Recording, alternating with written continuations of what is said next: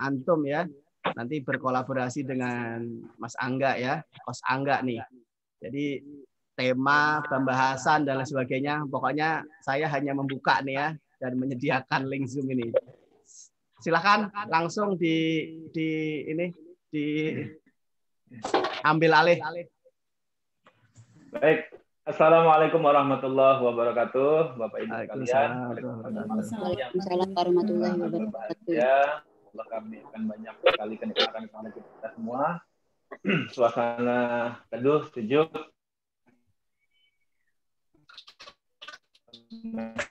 Sejak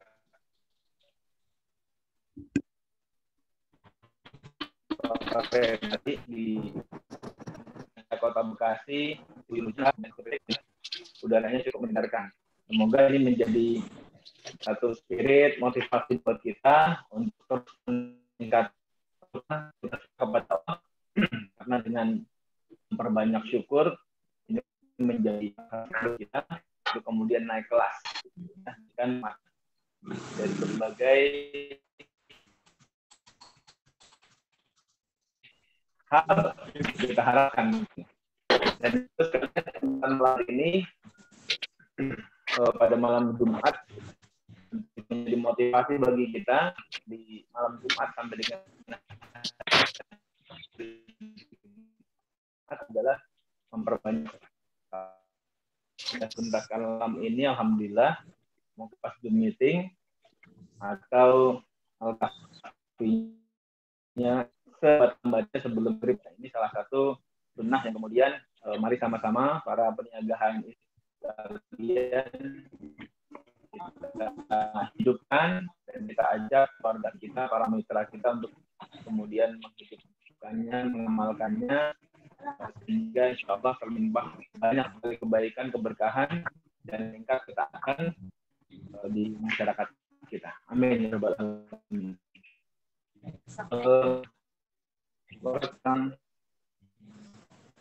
Oke.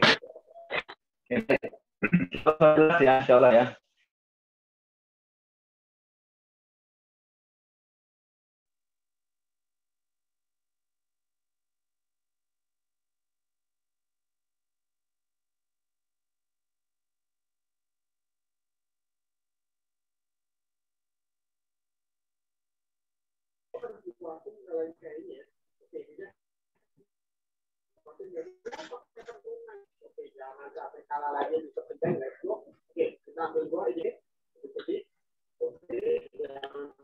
Kak, kalau gini nih mau ngetik di mana?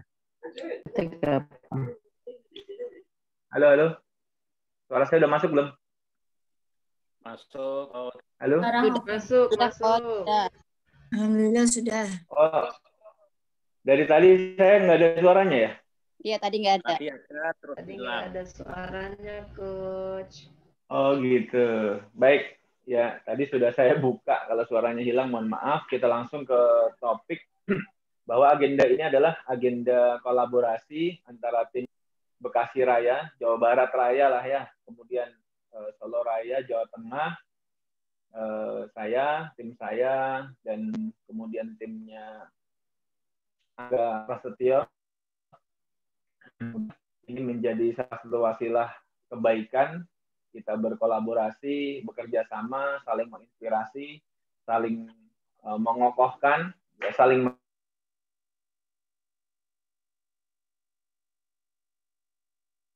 ini adalah kesempatan pertama kolaborasi yang sekali lagi menjadi satu kebahagiaan yang luar biasa ya di tengah pandemi yang terbatas pergerakan kita, namun alhamdulillah ada solusi ya, dengan Zoom meeting ini kita bisa bertemu, bisa hadir meski tidak bersua secara fisik, namun insya Allah spiritnya masih kita bisa dapatkan, kita saling tularkan.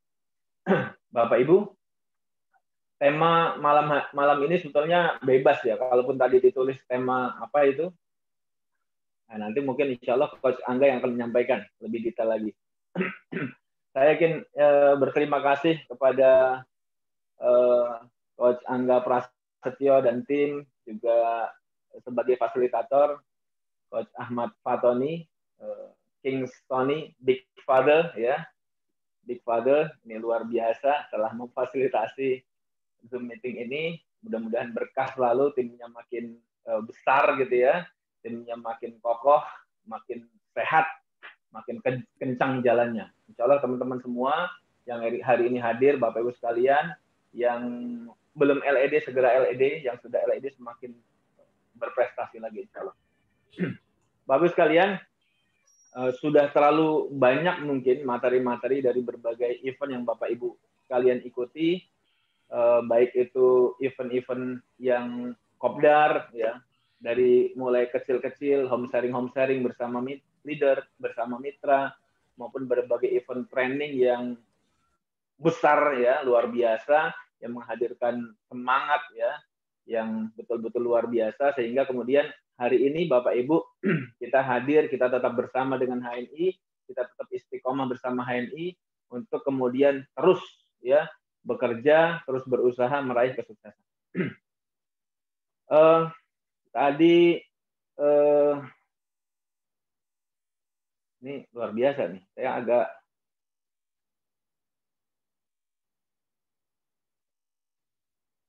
oke. Bapak Ibu sekalian, alhamdulillah. Ini mau bicara apa nih Pak Faton ini? Big Father. Lanjutkan. MC, ya. Ini harus bicara apa nih? MC-nya nggak tahu. Pokoknya lanjutkan. Baik. Baik, kita bicara lepas aja lah, bebas insya Allah ya. Insya Allah materi yang sudah di-share akan dikuatkan nanti oleh Coach Angga. Saya materi iseng-iseng aja lah. Ini memberikan spirit, penguatan, motivasi buat kita semua bahwa Bapak Ibu sekalian, sebetulnya untuk berhasil sukses di HNI itu mudah sekali ya.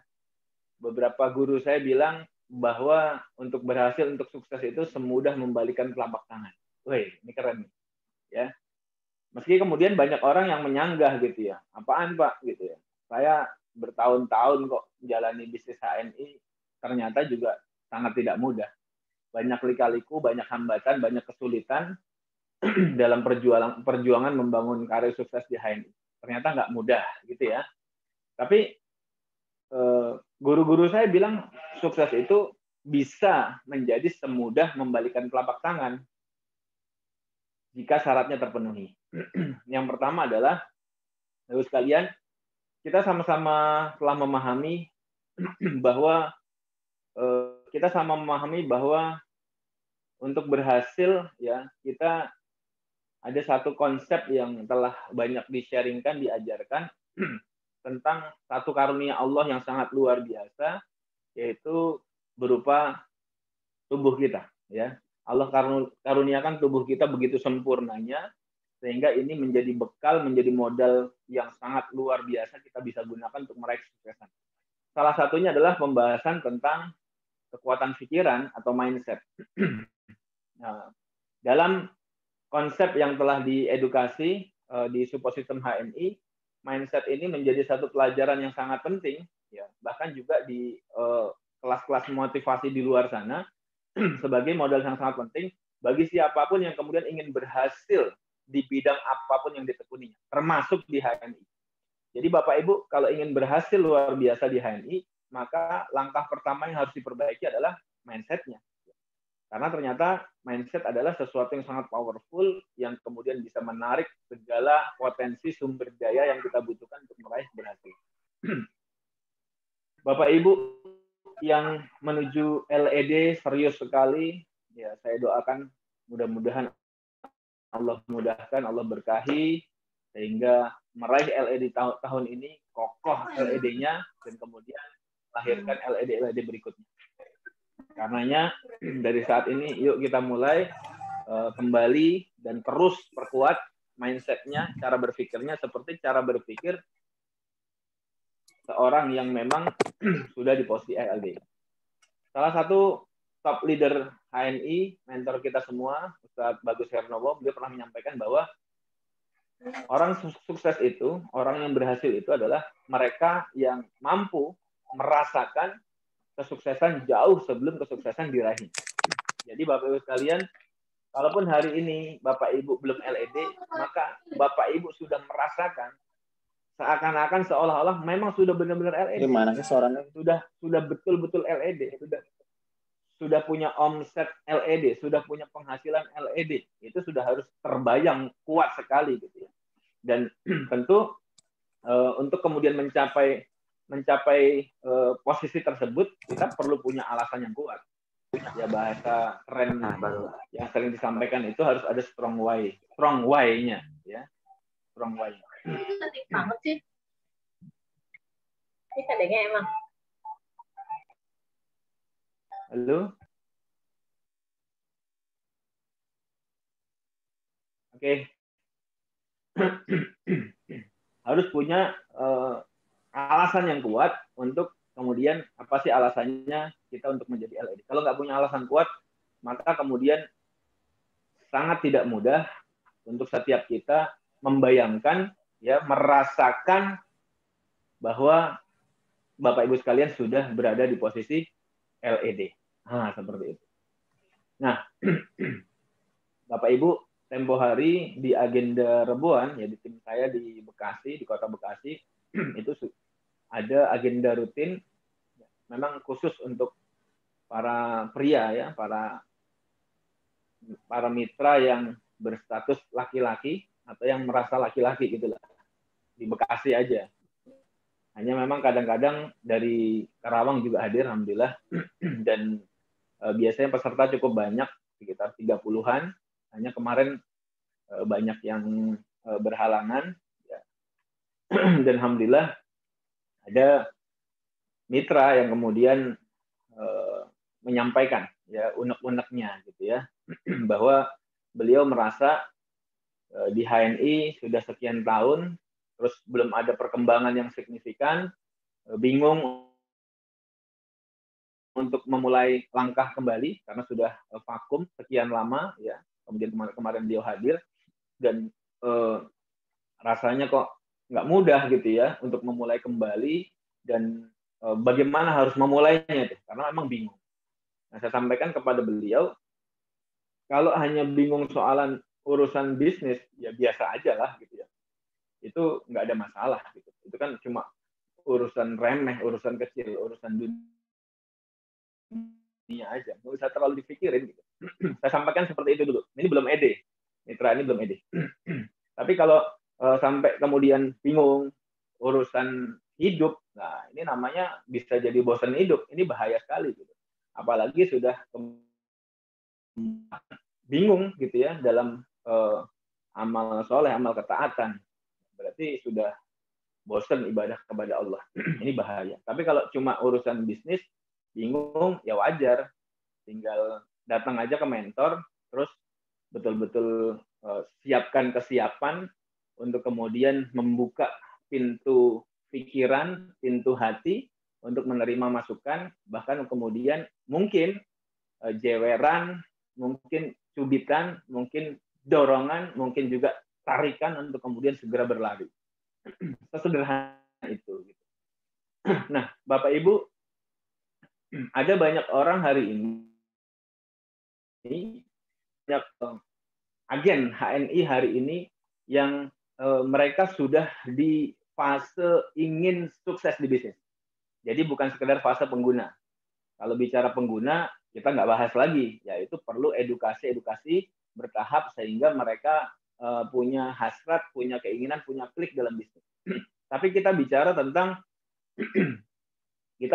tentang fase Bapak Ibu sekalian, ya, para agen HNI yang memang betul-betul ingin berhasil di bisnis ini, ingin meraih LED di bisnis ini di tahun 2021 ini. Segera dan kokoh gitu tentunya. Maka hal yang paling fundamental hari ini Bapak Ibu perlu segera lakukan adalah betul-betul clear mindset-nya. Harus jelas gitu ya, harus jelas. Sukses itu, gambaran suksesnya harus sangat jelas. Sejelas jalan pulang ke rumah. Nah, gitu. Bapak Ibu, tentu setiap kita yang hadir di sini punya rumah gitu kan. Nah, gambaran sukses itu seperti ketika Bapak Ibu bepergian ke satu tempat ya, atau mungkin ke kota lain, kemudian pulang ke rumah, maka sukses itu seperti sejelas jalan pulang kembali ke rumah. Kalau kata Pak Fatoni, rumah yang mana gitu ya, karena beliau rumahnya banyak gitu. Nah, Bapak Ibu sekalian harus jelas, clear ya, clear goals. Jadi tujuannya, targetnya jelas, tergambar jelas. LED itu apa gitu. Jangan sampai kemudian bicara mindsetnya LED, kemudian sudah berbusa-busa mentornya menjelaskan, mitranya tanya, Pak LED itu apa gitu. LED itu apaan sih gitu. Dia nggak ngerti. Dikiranya LED itu yang banyak dijual di toko lampu gitu ya, lampu LED. Nah, Bapak Ibu, ini kita kembali lagi tentang mindset. Penelitian secara psikologis para ahli mengatakan bahwa mindset ini memegang peranan yang sangat penting, menjadi satu kunci karena 88% keberhasilan atau 88% kegagalan gitu, dipengaruhi oleh mindset. Artinya mindset ini mempengaruhi 88%. Kita ingin berhasil atau tidak berhasil, maka kuncinya di mindset. Kalau mindsetnya mindset yang tertanam adalah mindset gagal, mindset orang-orang gagal, mindset pecundang, sering ngeluh gitu ya, maka insya Allah 88% track yang dibangun akan menuju kegagalan. Kurang lebih seperti itu. Sisanya 12% ya adalah faktor teknis yang Bapak Ibu sekalian sudah biasa lakukan, sudah nggak perlu diajarin karena sudah ED semua. Apa itu PCA? Pakai produknya, bukan hanya sekedar pakai, tapi loyal pakai produknya Bapak Ibu sekalian. Kemudian ceritakan, kemudian ajak. Nah ini nggak perlu diajarkan. Bapak Ibu mau pakai jurus apapun, mau ikut cara leader manapun. Salah satu yang fenomenal itu Pak Entang Setiawan kalau di Jawa Barat, luar biasa cara beliau presentasi itu ya, sangat menarik. Mau ikuti cara Pak Entang, di YouTube ada. Mau ikuti cara mentor-mentor yang lain, mau ikuti cara Pak Sudarmadi yang ahli KHT, mau ikuti cara Umi Sabil, boleh banget, silahkan. Yang mana yang Bapak Ibu cocok, ikuti, ya pelajari, kemudian ikuti, kemudian tiru, lalu kemudian boleh dimodifikasi sesuai dengan kemampuan masing-masing. Itu cara teknis. Tetapi Bapak Ibu sekalian perlu kita pahami bahwa teknis ini hanya akan bekerja ketika hal non-teknisnya, yaitu mindset-nya, sudah berada di track yang benar. Ya. Karena dia mempengaruhi 88%. Ini secara penelitian sudah ditetapkan seperti itu. Tapi kemudian salah satu tokoh nih pengusaha yang saya pernah belajar kepada beliau, salah satu tokoh pengusaha Muslim di Jawa Barat, ya beliau menyampaikan bahwa mindset ini mempengaruhi 95% keberhasilan. Jadi hal teknis itu bagi beliau hanya 5%. Berarti nggak penting dong, Mak. Bukannya nggak penting. Penting. Tetapi mindset jauh lebih penting. Jadi mindsetnya dulu benahi, kemudian lakukan hal-hal yang terbaik, yang luar biasa, yang the best dalam ranah teknisnya. Ya, PCA-nya, membina mitranya, dan terus ya lakukan strategi-strategi sesuai dengan arahan mentor dan arahan support system. Sesederhana itu, iya. Sesederhana itu. Ya. Jadi menurut Coach Angga, mindset itu jauh lebih penting daripada hal teknis. Meskipun ya saya kemudian tidak menyampaikan bahwa teknis nggak penting. Enggak, teknis itu penting. Tetapi harus dibangun fondasi mindsetnya dulu.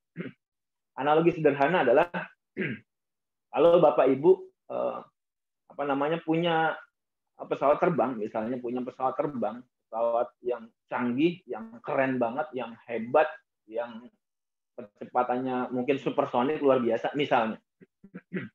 Tapi kemudian pesawat ini hanya bisa terbang, ya, hanya bisa terbang secara teknis bisa terbang. Salah satu faktor selain pesawatnya yang sudah bagus, yang terbaik itu siap segalanya, dari pilotnya, bahan bakarnya, engine-nya, dan semuanya sudah siap, maka salah satu faktor penting adalah landasannya. Landasan pacu untuk pesawat ini bisa terbang. Sebaik apapun, sehebat apapun pesawatnya, maka jika landasannya bermasalah, landasannya kurang panjang, atau landasannya banyak lubang, maka pesawatnya nggak bisa terbang. Begitupun kita, Bapak Ibu sekalian. Sepintar apapun Bapak Ibu, sehebat apapun melakukan proses PCA, melakukan presentasi, bahkan keahliannya closing, keahliannya jualan, keahliannya merekrut, keahliannya membina mitra, kemampuannya public speaking, sangat memukau, memotivasi orang luar biasa, tapi kemudian mindset-nya bermasalah, maka seperti pesawat tadi. Pesawat yang keren, yang hebat, yang canggih tadi, nggak bisa terbang. Bapak Ibu nggak akan meluncur sukses meraih keberhasilan. Maka mari kita perbaiki mindset. Pertanyaan yang sering muncul adalah kemudian bagaimana Pak cara untuk memperbaiki mindset, atau bagaimana caranya untuk memiliki mindset yang tepat sehingga kita bisa berhasil besar di bisnis halal network internasional. Yang pertama, ini kemarin di Reboan setelah agenda selesai ada yang konsul lanjut sampai jam berapa kemarin? Sampai 2:30 kalau nggak salah. Kemudian ini menjadi sesi terapi buat beliau. Ya, sesi terapi buat beliau. Ini saya mau ceritakan prosesnya ke Bapak Ibu. Karena banyak sekali pembahasan mindset, ya, talking about mindset, tapi nggak clear. Ya. Ini loh gambarannya kayak gini, sejelas jalan pulang. Tapi gimana lagi? Dia lupa rumahnya, gitu. Dia lupa jalan pulang ke rumahnya. Ini masalah, gitu. Sama dengan seseorang hari ini ingin berhasil meraih LED, tapi dia nggak tahu LED itu seperti apa, terus mindset yang harus dibangun seperti apa. Terus kemudian ketika sudah dijelaskan berulang kali, nggak paham juga, sehingga tidak terinstall mindset untuk berhasil bertumbuh. Maka kemudian salah satu cara yang harus dilakukan adalah melakukan proses detoksifikasi. Kalau Bapak Ibu belajar KHT, kita belajar tentang konsep detoksifikasi. Tentang bagaimana membuang racun, membuang sampah-sampah di dalam tubuh kita yang menjadi penyebab penyakit-penyakit berbahaya dalam tubuh kita. Nah, Bapak Ibu, penyakit yang muncul di dalam tubuh kita akibat pola konsumsi kita yang banyak mengandung zat-zat toksin, racun, menyebabkan tubuh kita, organ-organ tubuh kita melemah dan muncul berbagai penyakit. Begitupun kemudian kalau mindset kita, pikiran kita, sampai kemudian kita jejali dengan berbagai hal yang berupa informasi gitu ya, yang kita konsumsi, yang dikonsumsi oleh pikiran kita, maka itu akan membentuk mindset. Setiap hari Bapak Ibu kita semua melihat berbagai informasi, ya. Jendela informasi dunia terbuka lebar. Bahkan ada di layar ponsel kita, ada di laptop, ya, kalau yang mengakses menggunakan laptop, ada di mana-mana gitu ya, kita berinteraksi dengan manusia, dengan teman, dengan siapapun, maka kemudian berbagai informasi masuk kita serap. Nah, di era modern ini ternyata luar biasa. Terjadi banjir informasi sehingga banyak orang terjadi kram otak gitu ya, terjadi ngehang, mindsetnya ngehang, otaknya ngehang, pusing, stres, banyak masalah. Itu dimulai dari terlalu banjirnya informasi. Kenapa kemudian bisa banjir informasi? Kenapa informasinya nggak bisa diserap, nggak bisa difilter? Karena memang akses informasi yang kita gunakan ini sudah terlalu banyak dengan sampah, garbage. Bapak Ibu sekalian, kebanyakan kita hari ini terlalu banyak nyampah di pikiran kita.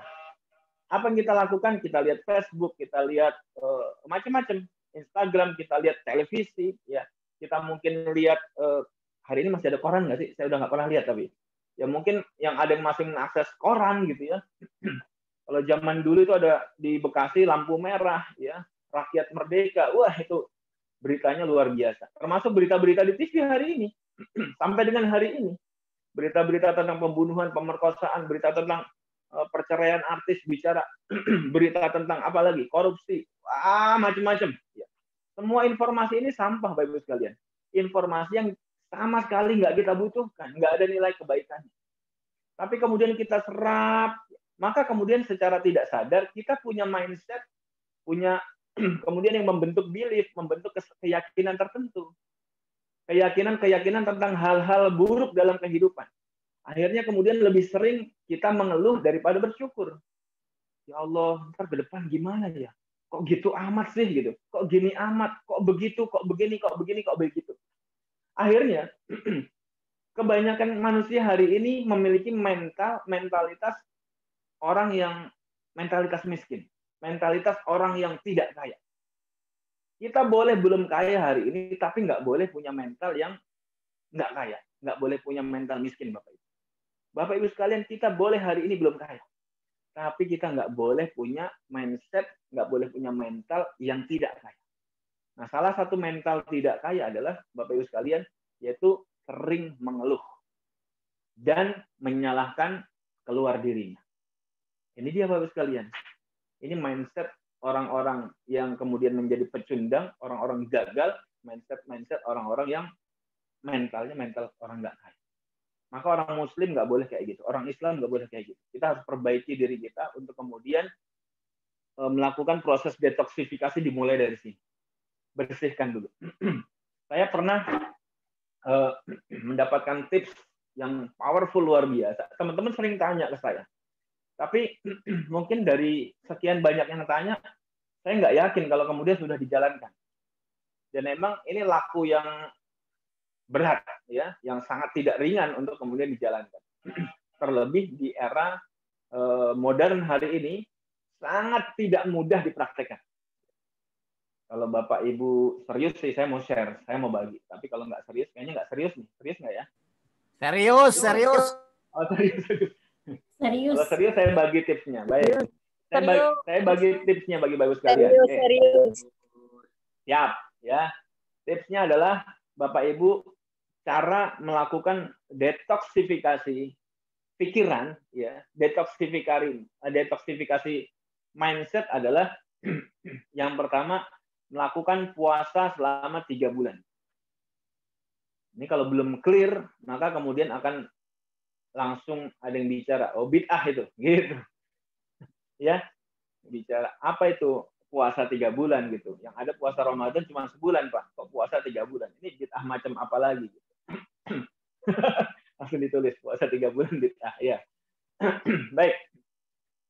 Yang saya maksud adalah bukan puasa seperti puasa Ramadan dari subuh sampai maghrib gitu ya. Tapi ini adalah puasa full 3 bulan.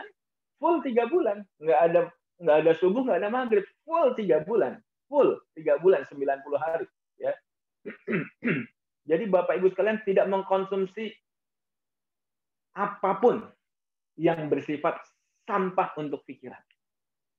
Yang saya maksud adalah tidak mengkonsumsi informasi apapun yang bersifat sampah, baik itu dari media elektronik, ya, internet dan berbagai jenis turunannya gitu ya, maupun dari informasi dari media cetak, ya, mungkin koran kalau masih ada, terus kemudian majalah, kemudian buku, kemudian orang, manusia. Kalau Bapak Ibu mendapati teman-teman berarti manusia ya, bukan jin ya, manusia yang kemudian masih sering nyampah mulutnya, maka tutup telinga. Dan bacakan surat An-Nas aja. Ini kan doa perlindungan ya dari godaan jin, dari godaan setan, dari jenis jin dan manusia. Nah, itu sunnah itu kan, doa perlindungan tuh, doa pagi petang tuh ada surat An-Nas itu. Dibaca 3 kali. Kita bacain aja surat An-Nas 3 kali sambil tutup telinga. Kenapa? Karena bisa jadi yang disampaikan berupa keluhan, berupa mungkin berita-berita hoax gitu ya, ini akan jadi sampah buat pikiran kita, sekali. Dan semakin banyak sampah yang masuk ke dalam pikiran yang Bapak Ibu konsumsi, yang kita konsumsi, maka kemudian pikiran kita akan menjadi kotor, akan tertutup, ya, akan tertutup. Dia nggak bersih. Padahal di antara fungsi pikiran kita, di antara fungsi mindset itu adalah sebagai magnet yang menarik segala potensi sumber daya yang kita butuhkan untuk kita bertumbuh, untuk kita berhasil, untuk kita sukses. Tapi kalau magnetnya tertutup oleh berbagai debu-debu, berbagai sampah-sampah, maka daya magnetnya nggak bisa bekerja untuk narik. Semoga bisa difahami, semoga mudah difahami. Maka saya kembali ke pembahasan tadi, ini supaya memudahkan. Saya kembali ke pembahasan tadi bahwa Bapak Ibu perlu segera memulai. Ini tipsnya. Silahkan mau dijalankan, monggo. Nggak dijalankan, nggak apa-apa. Nggak ada urusan. Ya, silahkan. Ini sekedar share, saya berbagi saja. Nah, 3 bulan Bapak sekalian tidak akses informasi.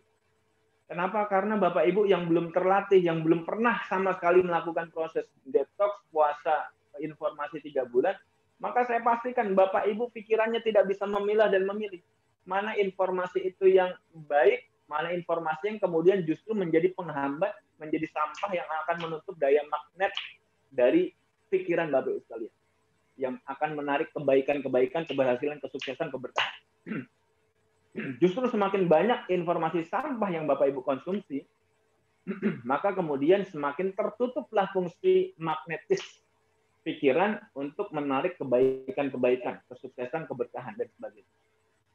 Nah, sesederhana itu, ya, sesederhana itu, semudah itu, yes, semudah itu Bapak sekalian.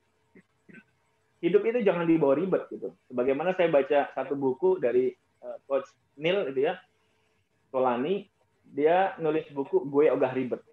Bahasanya ini kenapa nih? Ada noise ya. Bahasanya simple Bapak Ibu sekalian, ya bahwa hidup itu jangan dibawa ribet. Bukan berarti kita nggak mau repot dengan hal-hal yang memang kita harus kerjakan, bukan. Tetapi kita hari ini jangan ruwet pikirannya sampai ruwet, nggak boleh gitu. Jangan sampai kemudian kita apa-apa gitu ya. Ujian yang Allah hadirkan itu dibawa ribet, dibawa ruwet, dibawa ngeluh. Enggak. Segala sesuatu yang dihadirkan dalam kehidupan orang muslim itu kebaikan. Kita syukuri aja. Maka kemudian nikmatnya Allah akan tambah. Kembali ke detox, pembahasan detox. Bapak Ibu kalau siap silahkan. Dan insya Allah Bapak Ibu, saya nggak janji. Saya nggak bisa menjamin. Ya, saya nggak bisa menjamin, tetapi insya Allah saya merasakan proses yang saya lakukan dengan puasa informasi selama 3 bulan dahsyat sekali. Dahsyat sekali. Pikiran tuh lebih plong ya setelah 3 bulan. Setelah selesai puasa itu, ya lebarannya lah bahasanya. Itu pikiran lebih plong, lebih enjoy, lebih enak, happy life gitu ya. Semakin mudah untuk memaknai banyak hal yang hadir dalam kehidupan kita. Semakin mudah untuk kita bersyukur. Semakin mudah saya bersyukur. Alhamdulillah. Tapi memang nggak mudah, kecuali Bapak Ibu punya niat yang kuat untuk kemudian berubah. Punya niat yang kuat untuk berbenah. Punya niat yang kuat bahwa masa depan Bapak Ibu sekalian, masa depan kita ingin diperbaiki oleh Allah. Kalau memang serius, do it. Nah, Bapak Ibu, ini yang saya share kemarin kepada mitra ya, karena beliau konsul secara private gitu ya, terus memang ya akhirnya saya sampaikan. Ya kalau kelas umum memang apalagi belum ED gitu ya, agak berat untuk menyampaikan. Kalau ini kan sudah ED juga, umum tapi sudah ED, maka mungkin lebih bisa menerima. Ya. Kalau bahasa saya, teman-teman yang sudah ED itu sudah 18 plus gitu bahasanya. Kalau belum ED itu ya masih mungkin ada yang masih balita, ada yang mungkin ya masih remaja yang belum cukup umur lah gitu untuk menerima materi-materi yang nggak mudah untuk bisa. Tapi insya Allah ini sudah siap. Maka hanya dibutuhkan komitmen Bapak Ibu, komitmen untuk kita berharap bahwa hidup kita ini ingin lebih baik, ya, ingin lebih baik.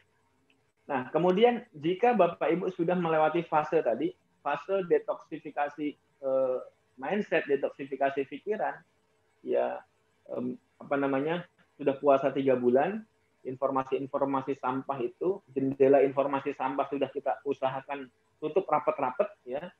Maka kemudian Bapak Ibu selama proses 3 bulan itu lakukan hal-hal yang baik aja, informasi-informasi baik lewat buku-buku motivasi, ya mungkin buku-buku agama gitu ya, lebih banyak baca Qur'annya, lebih memperbanyak zikrullahnya, lebih banyak cari teman-teman yang baik, teman-teman yang positif, teman-teman yang nggak suka ngeluh, teman-teman yang nggak suka ngomongin orang, nah, kayak gitu.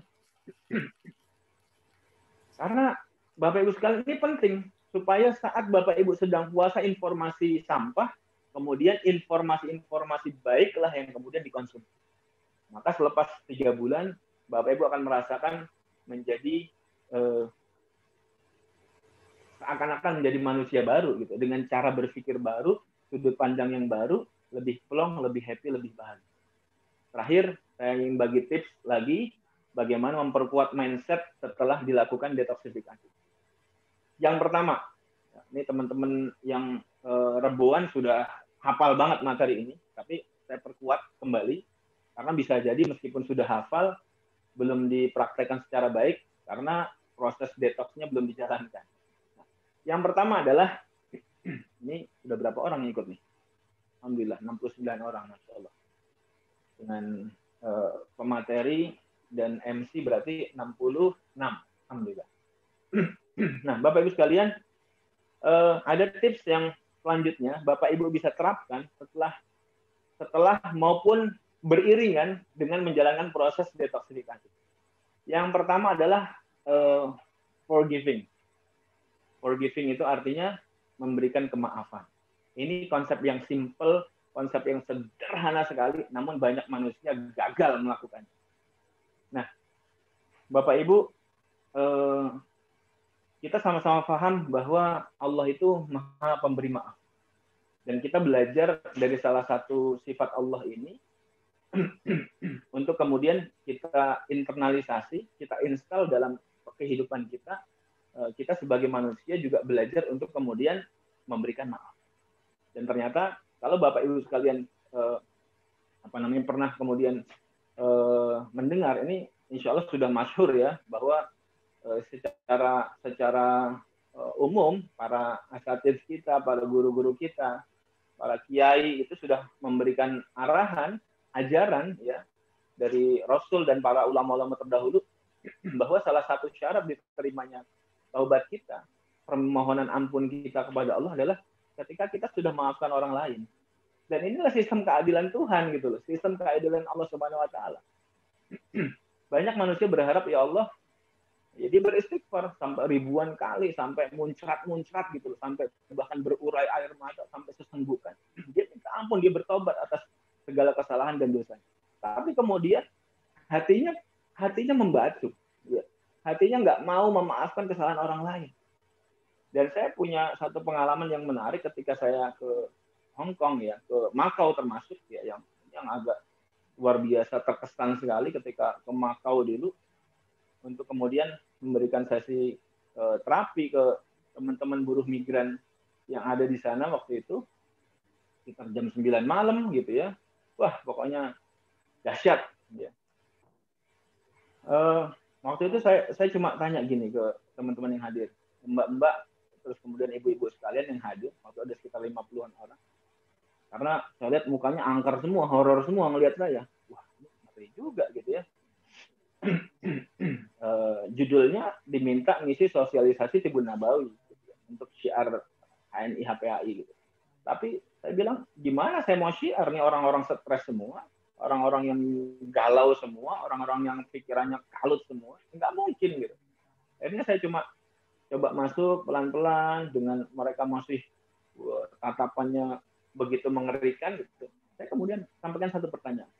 Mbak, ibu-ibu sekalian, ada nggak di ruangan ini yang sepanjang hidupnya sampai dengan detik hari ini belum pernah dizalimi oleh orang lain? Saya tanya gitu. Semuanya angkat tangan, semangat sekali. Saya. Oke, baik. Poin pertama. Poin kedua saya tanya. Kalau bisa menjawab poin kedua, ada yang tunjuk tangan, maka akan saya berikan hadiah. Saya bilang gitu. Siap-siap. Pertanyaan kedua. Adakah di ruangan ini, mbak-mbak, ibu-ibu sekalian yang hadir di sini, yang sepanjang hidupnya, sampai dengan detik hari ini, belum pernah sekalipun menzalimi orang, menyakiti orang, meski dengan tidak sengaja? Ternyata nggak ada yang berani angkat tangan. Nggak ada yang berani angkat tangan, Bapak sekalian. Artinya apa? Ya pernah, setiap kita itu pernah punya masalah, pernah kemudian mungkin nggak sengaja atau mungkin sengaja menyakiti orang. Menyakiti apa, dia dengar kata-kata nggak enak kita, atau hal-hal lain yang kemudian membuat orang nggak nyaman. Nah, akhirnya saya sampaikan gini, Bapak Ibu sekalian, berarti kita sebetulnya 50-50. Kita pernah disakiti orang, kita pernah menyakiti orang. Ya sudah. Kalau kemudian kita pahami konsep ini, maka kita kembali bahwa ketika hari ini kita punya masalah, punya banyak hambatan dalam kehidupan kita, maka di antara faktor yang menghambat yang hadirnya masalah-masalah tadi adalah karena kesalahan kita. Kan jelas di Quran gitu ya. Berbagai masalah yang hadir itu karena kesalahan tangan kita sendiri. Kita sendiri yang berbuat salah. Tapi kalau kebaikan itu dari Allah. Maka Bapak Ibu sekalian, kesalahan masalah-masalah, himpitan pikiran, himpitan hati yang nggak lapang itu karena memang kita masih punya dosa. Dan kita berharap bahwa Allah ingin berikan jalan keluar. Maka di antara jalan keluar yang Allah akan hadirkan adalah ketika dosa-dosa kita dimaafkan oleh Allah. Sesederhana itu, yes. Maka kalau kita mau dimaafkan oleh Allah, salah satu cara terbaik adalah ya dengan taubatan nasuha, dan di antara syarat berikutnya adalah yaitu kita mau memaafkan orang lain. Sebagaimana masyhur kisah seorang sahabat yang dijamin masuk surga, yang 3 kali masuk ke Masjid Nabawi lewat satu pintu, Rasulullah sampaikan bahwa akan datang ahli surga lewat pintu itu. 3 hari berturut demikian. Ternyata amalannya apa? Memaafkan orang lain. Dia tidak punya amalan istimewa yang terlalu hebat dibanding sahabat yang lain. Enggak. Tapi dia memaafkan orang lain. Begitupun kita hari ini. Bapak Ibu, kalau kita ingin dilapangkan urusan-urusan kita, dilapangkan hati kita, diluaskan hati kita, sehingga kita happy, kita bahagia, kita tenang, maka di antaranya adalah forgiving. Forgiving others, memaafkan orang lain. Yang kedua, Bapak Ibu, giving, share, berbagi, ya, berbagi, ya, berbagi, menyadari dosa, bertobat dengan sebenar-benarnya tobat. Ya, betul. Sepakat sekali. Kemudian yang kedua adalah berbagi, share, bisa berbagi sebagian karunia Allah berupa harta yang dikaruniakan kepada kita. Bagian kita share, kita bagi kepada siapa yang membutuhkan. Kemudian yang kedua, berbagi inspirasi, berbagi motivasi, berbagi ilmu. Sedikit yang kita punya, kemudian kita share, kita bagi kepada orang lain. Maka di HNI luar biasa, Bapak Ibu sekalian punya kesempatan melakukan itu. Sangat banyak kesempatan. Ketika kita ketemu orang lain yang belum HNI, kemudian kita lakukan prospecting atau PCA gitu ya, itu adalah sarana kita berbagi informasi. Bisa jadi saat itu dia memang butuh informasi kita. Dan niatkan itu sebagai sebuah kebaikan yang kita bagi. Sebagai sebuah sedekah informasi. Mau dia nerima, nggak nerima, bukan urusan kita. Yang penting kita sudah berbagi. Apalagi kemudian Bapak Ibu sudah mitranya sudah banyak. Maka Bapak Ibu sekalian punya kesempatan yang sangat besar untuk sedekah informasi, sedekah motivasi, sedekah inspirasi. Ngajak mitra-mitra sukses, ngajak mitra-mitra bertumbuh. Maka itu bagian dari giving. Berbagi. Nah, kemudian yang ketiga adalah bersyukur. Ya. Kita sudah sangat paham, Bapak Ibu insya Allah lebih paham dari saya. Ya, satu kalimat agung dalam Quran, la in syakartum la azidannakum wa la in kafartum inna adzabi lasyadid, gitu ya. Barang siapa bersyukur kepada Allah, maka akan ditambah nikmatnya. Tapi barang siapa yang kufur di ayat ini bukan keluar dari agama, keluar dari Islam, bukan, tapi kufur nikmat. Mereka yang suka ngeluh itu loh Bapak sekalian. Aduh, hujan. Nah, hati-hati. Itu kalimat kekufuran Bapak Ibu sekalian. Tapi orang muslim kan kalau hujan kita berdoa, Allahumma sayyiban nafi'an. Kita bersyukur, alhamdulillah ya Allah dikasih hujan. Mudah-mudahan gitu ya, disuburkan bumi, mudah-mudahan ditentramkan hati. Dan dalam satu penelitian ternyata Bapak Ibu sekalian, ini ada korelasinya dengan penjelasan dalam agama kita bahwa di saat hujan adalah saat yang mustajab seorang muslim untuk berdoa. Dan ada penelitiannya bahwa di saat hujan itu frekuensi alam itu turun di frekuensi rendah, di frekuensi gelombang alfa. Itulah frekuensi sakinah. Maka ketika orang berdoa dalam keadaan sakinah, maka doanya mudah dikabulkan. Itu konsep sederhananya. Tapi hari ini Allah sudah berikan luar biasa karunia-Nya, potensinya sudah diberikan, misalnya turunnya hujan, potensi sakinahnya ada, gelombang alam semesta, frekuensinya sudah turun di frekuensi alfa, sementara frekuensi pikiran dan hatinya masih di frekuensi tinggi, di frekuensi beta, maka jadi bete, gitu Mas sekalian. Ini orang Jawa Tengah paham nggak bete ya? Kalau orang Bekasi sih familiar banget. Bete itu ini pikirannya kalut gitu ya. Jadi nggak nyaman, stres itu bete. Allah sudah hadirkan frekuensi alfa, ketenangan, sakinah, saat-saat kemudian kita bermunajat, potensi doa kita lebih cepat dikabulkan, tapi kemudian pikiran dan hatinya bete, ada di gelombang beta. Maka yang terjadi adalah doanya nggak dikabul-kabul. Kenapa? Karena banyak ngeluh, Bapak sekalian. Yuk, kemudian kita mulai kehidupan baru kita, yuk mulai detox mindset-nya, detox pikirannya, sambil kemudian kita isi dengan forgiving, memberikan kemaafan, maafin. Mau orang modelnya kayak apa, maafin, doakan kebaikan. Ya Allah, ini orang gitu amat ya, kata orang Bekasi gitu logatnya, gitu amat ya, gitu.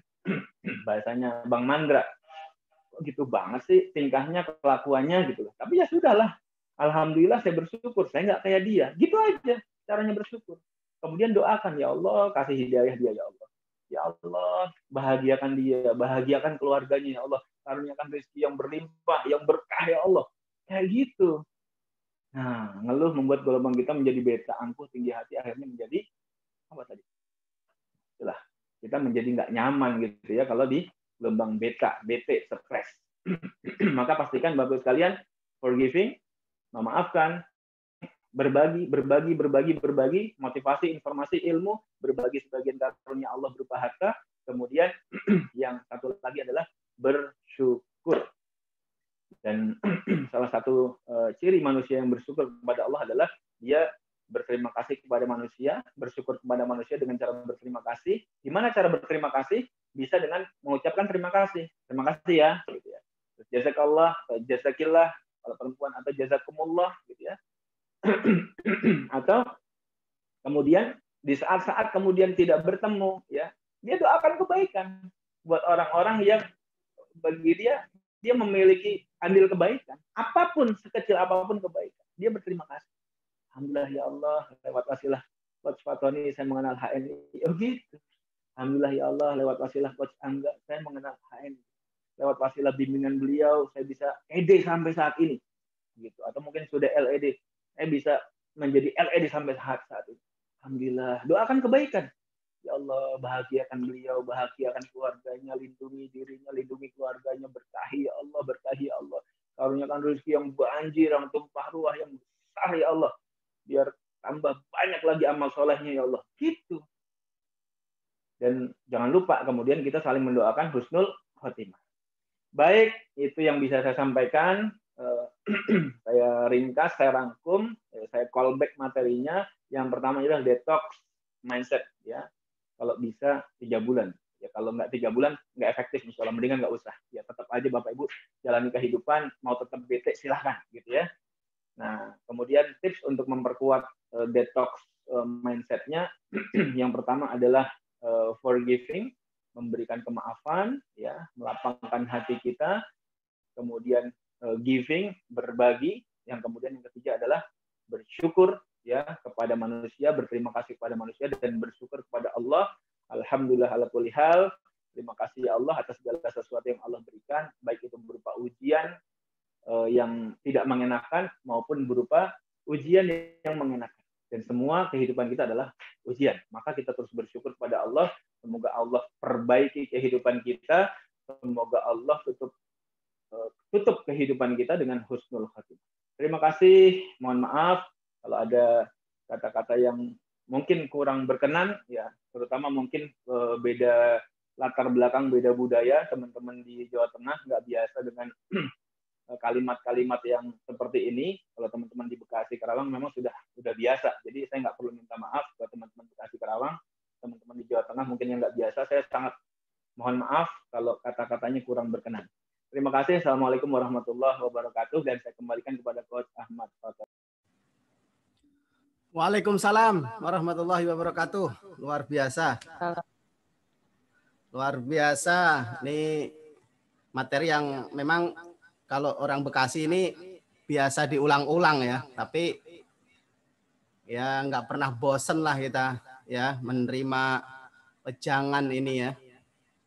Luar biasa, luar biasa. Subhanallah, terima kasih atas materi yang sangat dahsyat sekali. Dan ternyata memang dari penelitian ya, sukses itu hanya 5-10% hal-hal teknisnya. Jadi hal-hal non teknis itu yang sangat mempengaruhi ya. 80-95%. Waktu ketemu Ustadz Abu Sauki itu hal teknis itu hanya 5%, jadi non teknisnya yang 95%. Jadi selama ini kalau teman-teman menganggap ya menjalankan aktivitas bisnis paham sekali dasar-dasarnya, ya itu sudah punya modal gitu. Tetapi jangan lupa ya, kita selalu ingat ternyata hal non teknis itu dahsyat banget ya.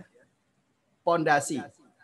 Ya, pondasi. Bahkan nanti masuk ke dalam keyakinan, masuk ya mindset itu kan keyakinan itu ya, motivasinya seperti apa dan sebagainya.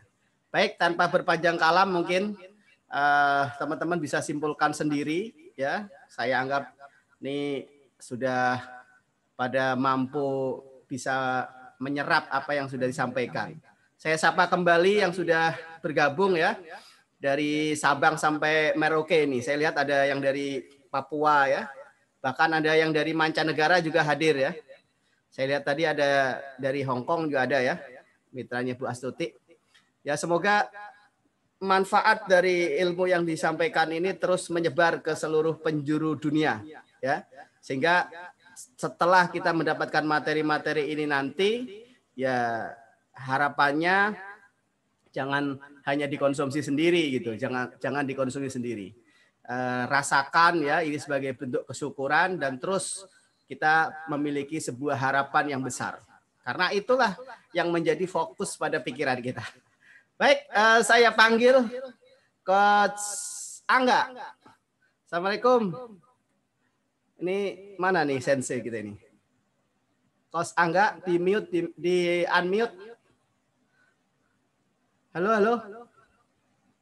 Wah, belum muncul nih. Coach Angga, monitor. Sudah bisa masuk, Ustaz? Sudah? Wah, udah. Siap. Assalamualaikum. Monggo. Langsung di skecane lah. Waalaikumsalam warahmatullahi wabarakatuh. Masya Allah. Kasih materi dosis tinggi lah. Iya. Ini saya enaknya nyimak ya tadi ya, karena materinya Kang Mas sudah full sekali ya, sudah banyak sekali ya. Dan di sini sebenarnya saya kesempatan untuk banyak belajar sebenarnya ya. Wes pokoknya monggo sepenuhnya buat Mas Angga lah ya. Oke, monggo. Oke, bismillahirrahmanirrahim. Assalamualaikum warahmatullahi wabarakatuh. Waalaikumsalam warahmatullahi wabarakatuh. Ini dari mana saja nih, minta tolong untuk ketik masing-masing asal dari mana, kita saling sapa nanti ya, insyaallah ya. Jadi alhamdulillahirabbil alamin bi ni'matihi tatimmus sholihah. Jadi Bapak Ibu yang rahmatullah subhanahu wa taala, jadi materi yang sangat lengkap, padat, jelas, materi yang luar biasa sekali yang diberikan oleh Coach Mahmud tadi ya. Yang dimana kaitannya pada mindset ya. Mindset ini seperti yang disampaikan oleh Coach Fatoni tadi, bahwasanya itu bagian daripada keyakinan ya, bagian daripada keyakinan kan akan menjadi ini ya, jadi anak ida doni abdihi, jadi menjadi prasangka yang dimana prasangkaku sesuai dengan prasangka hambaku. Jadi itu suatu yang jauh lebih penting seperti yang disampaikan oleh Kang Mahmud tadi ya. Insyaallah itu luar biasa sekali. Analogi sederhana bahwasanya kalau tidak didukung dengan keyakinan, keinginan yang kuat, untuk mengikuti acara malam hari ini, walaupun ada paket data, walaupun sudah ada handphone, walaupun sudah ada laptop, tapi tidak dibarengi dengan keyakinan dan mindset yang benar ingin mengikuti acara malam hari ini, handphone, laptop dan paket datanya saya yakin juga tidak akan menjadi support untuk mengikuti acara malam hari ini. Karena apa? Keinginannya nggak ada. Keyakinannya untuk acara malam hari ini adanya manfaat nggak ada. Maka dari itu termasuk dalam hal kesuksesan. Akhirnya apa? Acara hari ini kita bisa menyimak, kita bisa silaturahim, terrealisasi. Begitu juga dengan bisnis yang disampaikan oleh Kang Mahmud tadi ya. Itu Masya Allah luar biasa sekali. Jadi materinya sebenarnya kolaborasi ya. Saya agak ini ya. Di sini banyak senior dan guru-guru saya ya. Ada Bos King, Masya Allah luar biasa sekali. Ada apa namanya? Pak ini Hajar Soal ada juga hadir juga. Assalamualaikum Pak Ade. Saya jadi ini ya apa namanya junior yang ini yang kurang ajar mungkin ya kalau sampai ini. Jadi saya minta tolong bahwasanya saya tidak ingin kita menyampaikan nanti dianggap sebagai orang yang lebih pandai, bukan, tapi saya ingin bahwasanya panjenengan semuanya menganggap saya sebagai sahabat panjenengan semua. Ini kita akan sharing, semoga bisa saling berbagi, giving seperti yang saya sampaikan tadi. Dan saya yakin panjenengan adalah orang-orang yang jauh lebih hebat daripada saya. Maka dari itu apa namanya, karena kesempatan malam hari ini adalah saya yang diberikan waktunya, jadi insya Allah berusaha untuk mengoptimalkan. Jadi Bapak Ibu rahmatullah subhanahu wa ta'ala, kondisi hari ini ekonomi kalau teman-teman yang ada di HN mungkin ya, yang sudah running, sudah mulai bertumbuh, sudah dapat hasil, mungkin setara dengan UMR lah minimal di wilayah masing-masing, saya yakin tidak begitu merasakan dampak daripada kekacauan ekonomi. Tapi kalau teman-teman hari ini masuk apa namanya ke dunia usaha-usaha di luar daripada HNI, Masya Allah ekonomi ini kondisinya sekarang sedang morat-marit, sangat kacau sekali. Jadi kita harus bersyukur seperti yang disampaikan oleh Kang Mahmud tadi, bahwasanya syukur ini menjadikan kita insya Allah semoga semakin subur rezekinya. Dan bentuk syukur salah satu ya mengucapkan banyak terima kasih kepada sesama, karena kan man lam yashkurinas lam yashkurillah. Jadi jazakallahu khairan untuk Kang Mahmud, Bos King yang malam hari ini memfasilitasi ya. Jadi kita akan sarang-sarang, kita akan kolaborasi karena cara hebat untuk bergerak hari ini memang harus kolaborasi. Jadi kalau kita lihat memang hari ini mereka-mereka yang berkolaborasi itu akan ada lompatan-lompatan hebat, ya kan 100 hingga 150% daripada sebelumnya itu dalam hitungan tahun. Termasuk HNI menjadi hari ini besar itu karena open, terbuka untuk berkolaborasi dengan apa namanya banyak ini ya, banyak sektor. Maka dari itu hari ini kita yuk siap berkolaborasi. Yang tim di Bekasi, tim di Solo, ini juga ada mitra-mitra kita, Co-LED dari Timika, Pak Dwi, ada Bu Juli, ada dari Hong Kong ya. Kalau Hong Kong timnya Budi Astuti ya kelihatannya ya kalau Hong Kong ya. Ya, apa namanya? Insya Allah luar biasa sekali. Jadi kita akan sharing. Ini juga ada ibu saya, Bu Dr. Nurtri Hastuti, Masya Allah, Assalamualaikum. Apa namanya? Kita ingin berkolaborasi. Jadi kolaborasi ini meningkatkan hasil yang sangat besar karena kolaborasi ini ibaratnya apa namanya bareng-bareng ya, bareng-bareng berjamaah, makanya pahalanya jauh lebih banyak. Ibaratnya analoginya kalau kita dorong kendaraan sendirian dengan apa namanya didorong bareng-bareng, otomatis bergeraknya jauh lebih ketika didorong bareng-bareng. Jadi Bapak Ibu yang rahmatullah subhanahu wa ta'ala, saya tidak akan bahas terlalu banyak karena tadi sudah jelaskan, sudah clear sekali oleh Kang Mas Mahmud ya. Tapi saya akan sedikit berbagi saja. Ini juga sambil mendengarkan tadi, sambil ada beberapa rangkuman yang saya buat dan apa namanya saya buat di PowerPoint ya. Jadi saya bisa share screen ya, insya Allah. Nah, kita akan ini saja. Nah, saya akan share di sini, insya Allah. Nah, bisa muncul di ini masing-masing, bisa? Saya? Oke. Jadi Bapak Ibu rahmatullah subhanahu wa ta'ala, kalau kita bicara tentang HNI sebenarnya hakikatnya luas seperti yang disampaikan oleh Kang Mahmud tadi ya, sangat luas sekali. Kalau kita memahami bahwasanya HNI itu bukan hanya sekedar ini ya, bisnis ya. Karena bisnis memang bagian dari rezeki, tapi rezeki tidak selalu bisnis ya. Jadi di sini di HNI kita ingin menjemput rezeki, Yaitu apa? Kalau bicara tentang namanya rezeki, berarti bicara tentang namanya kualitas hidup. Ya, tadi disampaikan oleh Kang Mahmud, bagaimana cara memberi, bagaimana cara berterima kasih, ya, memperbaiki pola pikir, menjaga pikiran kita agar terus baik, jangan sampai ada namanya pikiran-pikiran yang merusak, ya, yang sifatnya toksik dan sebagainya. Nah, berbicara tentang rezeki, bicara tentang kualitas hidup, kalau saya sangat sepakat daripada materinya Coach Mahmud tadi, bahwasanya sebenarnya di sini saya lebih penekanan saja ke materi tadi. Bicara tentang kualitas hidup, pastinya bicara tentang seperti yang disampaikan oleh Kang Mahmud tadi, masalah hati, ya, yang dimana hatinya harus berada dalam kondisi alfa, ya, harus berada dalam kondisi alfa. Maka dari itu orang akan sangat sulit sekali memiliki kualitas hidup, apalagi dari sisi spiritual, ya, kalau dia merasa tinggi hatinya, tidak mau merendah di hadapan ilahi. Nah, spiritual ini kan kaitannya dengan masing-masing, ya, dengan keimanan. Keimanannya muncul dari dalam dada, kan, dari kalbu hati. Kita pengen bahwasanya kita mengawali HN ini diawali daripada hati yang baik. Hati yang baik tidak akan pernah didapatkan melainkan dengan cara semakin dekat dengan Allah, ala bidzikrillah. Kalau bahasa Jawanya itu Bos King di Solo itu ya, hati ini kudu semeleh karo sing gawe urip gitu. Dan gitu ya. Ini kalau orang Solo ya. Jadi hati ini kudu semeleh karo sing gawe urip. Karena orang kalau memiliki hati yang semeleh, keimanan yang baik, jiwa yang tenang, insya Allah secapek apapun jasad itu tidak akan begitu mempengaruhi kondisi kehidupannya. Makanya ada orang yang kelihatannya fisiknya lelah sekali ketika bekerja, tapi hatinya selalu tenang dan senang. Maka dari itu apa? Setiap hari ya dia menjalankan kegiatan seperti tidak ada beban sama sekali. Dan kita temui banyak orang yang hari ini sebenarnya kerjanya tidak begitu berat, jasadnya tidak begitu berat, tapi hatinya kurang tenang, hatinya kurang semeleh. Akhirnya apa? Gesitnya nggak begitu banyak, PCA-nya nggak begitu banyak, tapi hatinya ini kurang tenang. Akhirnya apa? Bawaannya capek aja, kan gitu ya. Bawaannya capek aja. Ada orang yang dia gesitnya 10 kali, 15 kali sehari, tapi kita perhatikan bahwasanya istiqomah sekali, ya.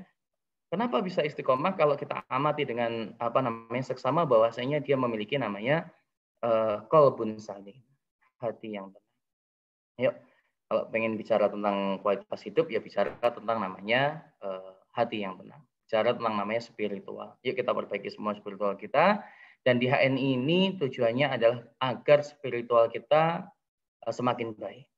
Karena kita berkumpul dengan orang-orang yang baik, berkumpul dengan orang-orang soleh seperti Bos King, ya, Purwo dan sebagainya, dengan ibu-ibu, bapak-ibu sekalian, saya pengen banyak belajar juga dan sebagainya. Tujuannya apa? Karena kita pengen nih berkumpul dengan orang-orang soleh, berkumpul dengan orang-orang seperti panjenengan semuanya, berkumpul dengan juragan-juragan minyak wangi semuanya. Minimal kita dapat cipratan minyak wanginya. Gitu. Nah, spiritual, bicara tentang menjemput rezeki, bicara tentang kualitas hidup. Bicara tentang kualitas hidup, salah satunya harus memiliki kualitas spiritual yang baik. Selanjutnya adalah kesehatan. Dan di HNI, Masya Allah, kalau di tim Great Team ya, setiap Rebu ini ada namanya agenda Rebuan ya, yaitu untuk menjaga kesehatan, untuk menjaga jasadnya juga sehat. Tadi kita bicara tentang kesehatan di luar jasad, yaitu tentang qalbun, tentang hati yang tenang, qalbun salim, hati yang semeleh. Sekarang bicara tentang kesehatan jasad. Nah, maka dari itu Bapak Ibu, terutama ED nih, ya, ED ini kan jadi tolak ukur nih, jadi sorotan nih, jadi leader daripada tim-tim di bawahnya, karena di atas ED kan sudah tidak ada pangkat lagi kan gitu. ED, LED ini kan sama-sama jenderal. Maka dari itu kita akan sharing tentang masalah kesehatan yang sangat penting, ya. Jadi nggak boleh semakin lama di HNI spiritualnya nggak semakin bagus, atau spiritualnya semakin bagus tapi malah kesehatannya turun. Nah, ini nggak boleh. Loh, katanya bergeraknya di HNI, di Tibun Nabawi, produknya produk tentang kesehatan, tapi kok sakit-sakitan? Nggak boleh. Jadi semakin lama di HNI harus semakin kuat imannya dan semakin sehat badannya. Sepakat insya Allah? Maka selanjutnya Bapak-Ibu sekalian bicara tentang bisnis ya. Bicara tentang kualitas hidup, bicara juga tentang bisnis. Makanya di awal tadi kita sampaikan bahwasanya bisnis bagian dari rezeki. Tapi rezeki belum tentu namanya bisnis. Tapi harus punya bisnis. Imannya kuat, badannya sehat, tapi nggak punya duit ya. Tapi nggak punya duit. bisnisnya, karena sedangkan duit itu hanya mendatangi orang yang punya bisnis, ya gitu kan? Karena bisnis is aset, ya. Aset mendatangkan uang, tapi uang belum tentu mendatangkan aset. Makanya bisnis ini bicara tentang aset. Nah, nggak boleh imannya bagus, kesehatannya bagus, tapi nggak punya duit. Nggak boleh. Harus punya duit, ya.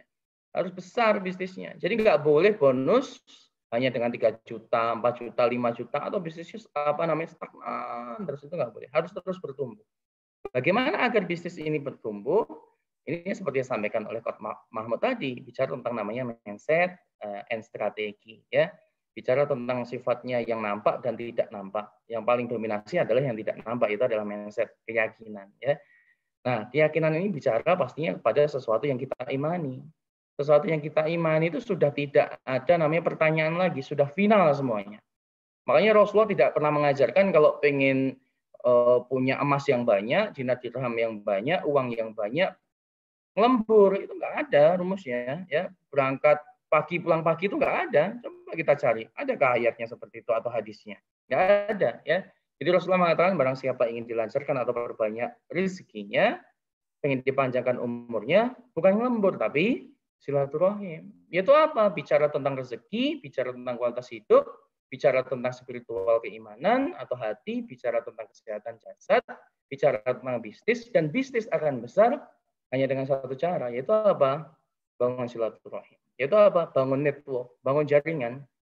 Kalau kita perhatikan, hampir semua orang hari ini yang dia memiliki bisnis yang besar, pasti jaringannya besar. Kalau punya gawe, punya acara, pastikan yang datang banyak, yang kenal banyak, dan sebagainya. Lah pertanyaannya, Bapak Ibu sekalian, kalau punya hajat, sampai hari ini, sudah banyak belum nih orang-orang yang kenal? Sudah banyak belum nih orang-orang yang kemungkinan datang? Kan gitu. Maka dari itu apa? Bangun network, bangun silaturahim. Nah, bangun sosial yang besar. Ya, bicara tentang kualitas hidup, bicara tentang rezeki, bicara tentang HNI, harus juga bicara tentang namanya jaringan. Bicara tentang silaturahim. Nah, bagaimana yang saya maksud dengan silaturahim?